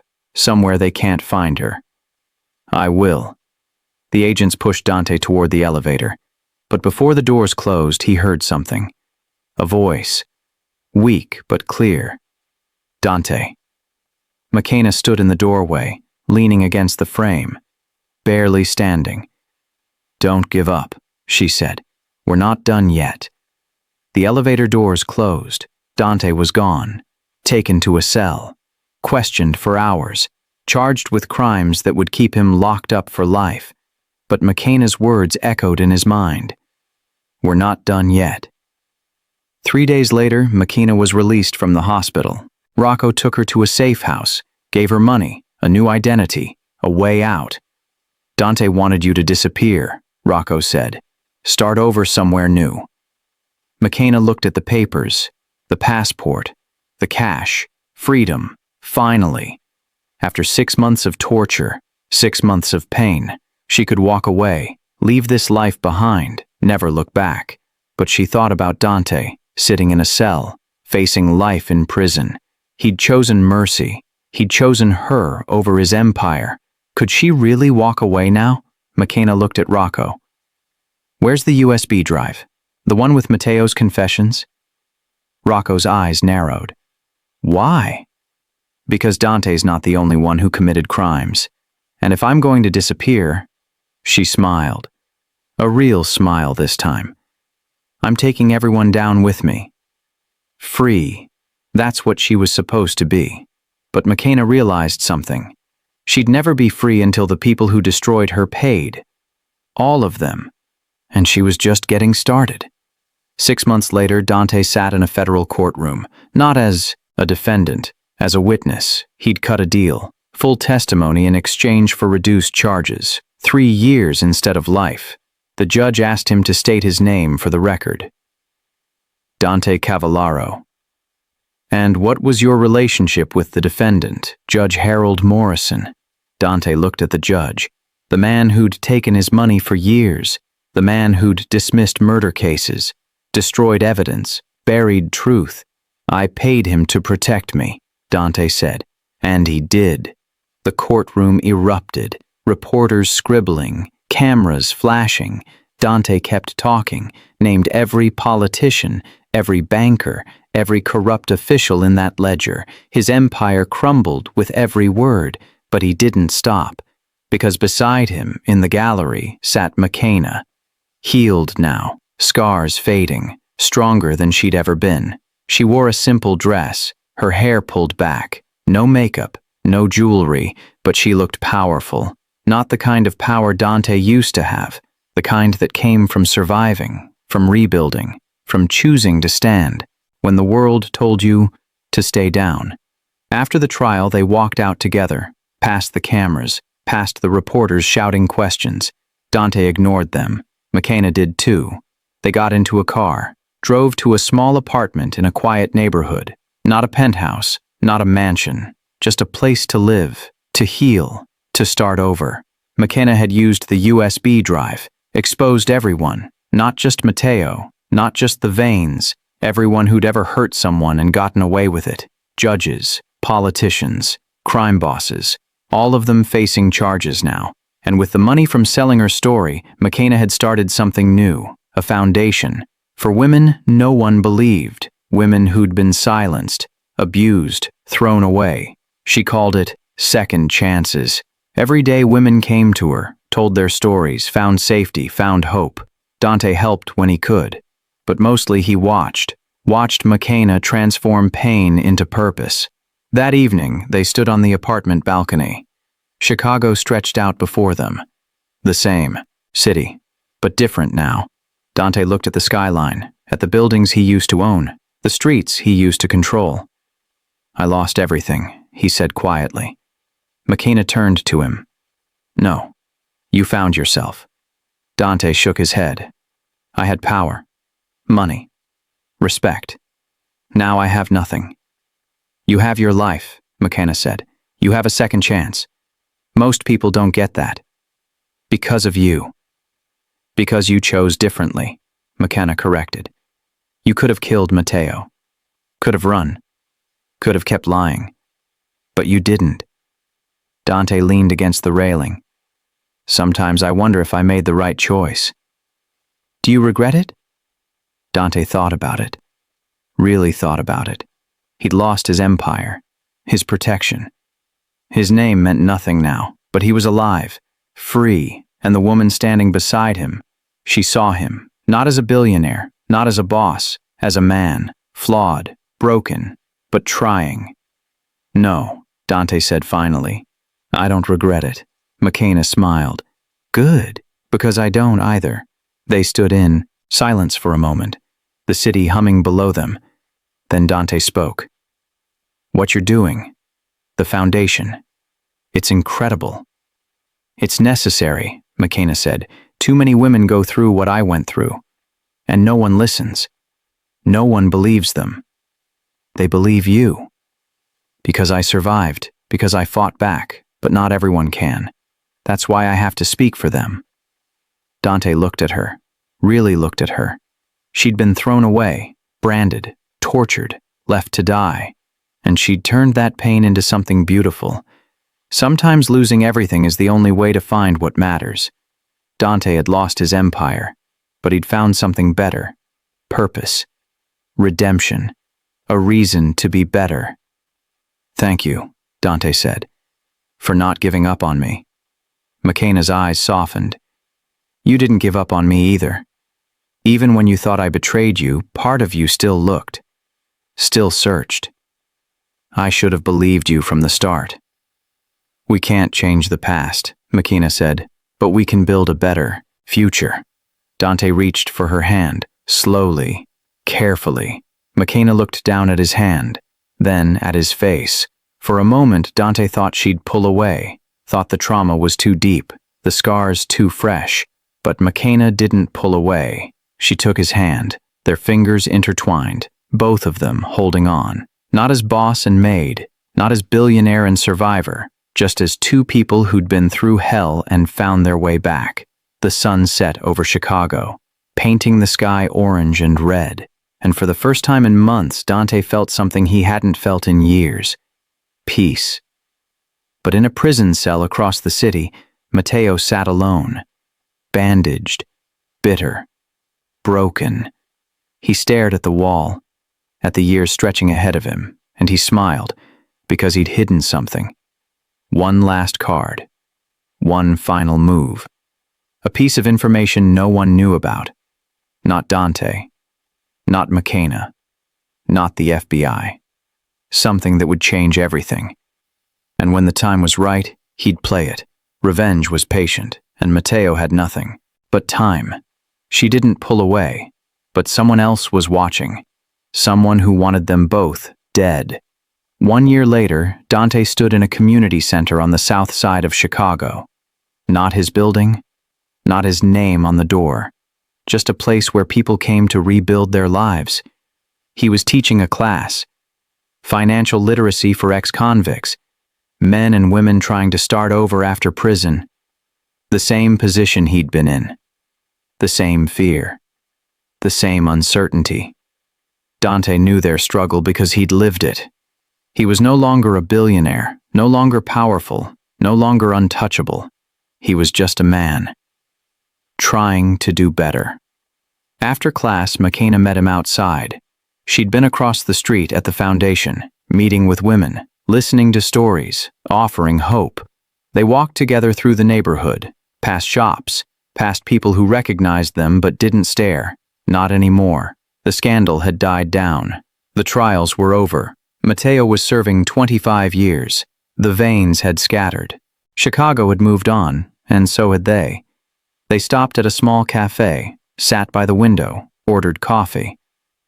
"How was your day?" Dante asked. "Heavy," McKenna said. "Met a woman who'd been trafficked for 3 years. No one believed her when she tried to get help." "What happened?" "We got her a lawyer, a safe place, a job." McKenna smiled. "She's going to make it," Dante nodded. "Because of you." "Because someone finally listened," McKenna corrected. They sat in comfortable silence, watching the city move past. Then Dante asked the question that had been on his mind for months. "If I hadn't found you that night, in that alley, would you have survived?" McKenna looked at him, really looked at him. "I don't know," she said honestly. "Maybe. Maybe not. But you fought, even when you had nothing left." "I survived because I chose to," McKenna said, her voice firm. "Every day, every moment they tried to break me, I chose to keep going." She reached across the table, took his hand. "And because you finally chose right," Dante's throat tightened. "I almost didn't. I almost let Matteo win. But you didn't. That's what matters." Dante squeezed her hand. "Do you ever think about forgiving him?" "Matteo?" McKenna was quiet for a long time. "I think about it," she admitted. "Not for him, but for me. Because holding on to that anger, that hate, it's exhausting." "Have you forgiven him?" "No," McKenna said. "Not yet. Maybe not ever, but I'm working on letting go." "There's a difference." Dante understood. He felt the same way. Forgiveness wasn't about forgetting. It was about not letting the pain control you anymore. "What about you?" McKenna asked. "Have you forgiven yourself?" Dante looked down at his coffee. "I'm trying, but some days are harder than others. You hunted me for 6 months. You believed lies. You made my life hell." McKenna's voice was soft but honest. "But you also saved me. You chose mercy over revenge. You gave up everything to protect me." She leaned forward. "You're not the same man you were a year ago. And that's what matters." Dante's eyes burned. He blinked back tears. "I don't deserve you." "You don't get to decide that," McKenna said. "I do. And I choose to be here." They finished their coffee, walked back to the apartment they now shared, not as boss and employee, not even as survivors, as partners. That evening, they stood on the balcony again, the same spot where they'd first held hands. Dante looked at the city, at the life he'd lost, the life he'd built. "Do you miss it?" McKenna asked. "The power, the money." Dante thought about it. "Sometimes, but not enough to go back." "Why?" "Because that life cost me my humanity. and I'm not willing to pay that price again. McKenna nodded. Good answer. They stood in silence, the city lights twinkling below. Then Dante turned to her. Thank you. For everything. For protecting me. For believing I could be better. For staying. McKenna smiled. Thank you for finally seeing me. Dante pulled her close, and for the first time since this nightmare began, they both felt whole. But this story isn't really about them. It's about you. What would you have done in Dante's place? Would you have believed the evidence or trusted your gut? Would you have chosen revenge or mercy? Would you have given up everything to save someone who'd protected you? This story isn't about them. It's about you. And what you'd choose when everything's on the line. Because we all face moments like this. Moments where we have to choose between power and humanity. Between revenge and forgiveness. Between who we are and who we want to be. Dante chose wrong for 6 months. But when it mattered most, he chose right. McKenna survived hell.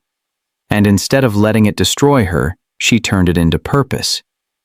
They rebuilt. Together. But here's the real question. If you were Dante, would you have spared Matteo? Or is betrayal something that can never be forgiven? Drop your answer in the comments, because this isn't just their story. It's ours, and the choices we make define us. But in a prison cell, Matteo sat with a phone he wasn't supposed to have. He dialed a number, waited. A voice answered. Cold, familiar. It's time, Matteo said. Are you sure? The voice asked. They think they won. They think it's over. Matteo smiled in the darkness. But it's just beginning. He hung up. And somewhere across the city, someone started watching Dante and McKenna's apartment. The end? Or just the beginning of something worse?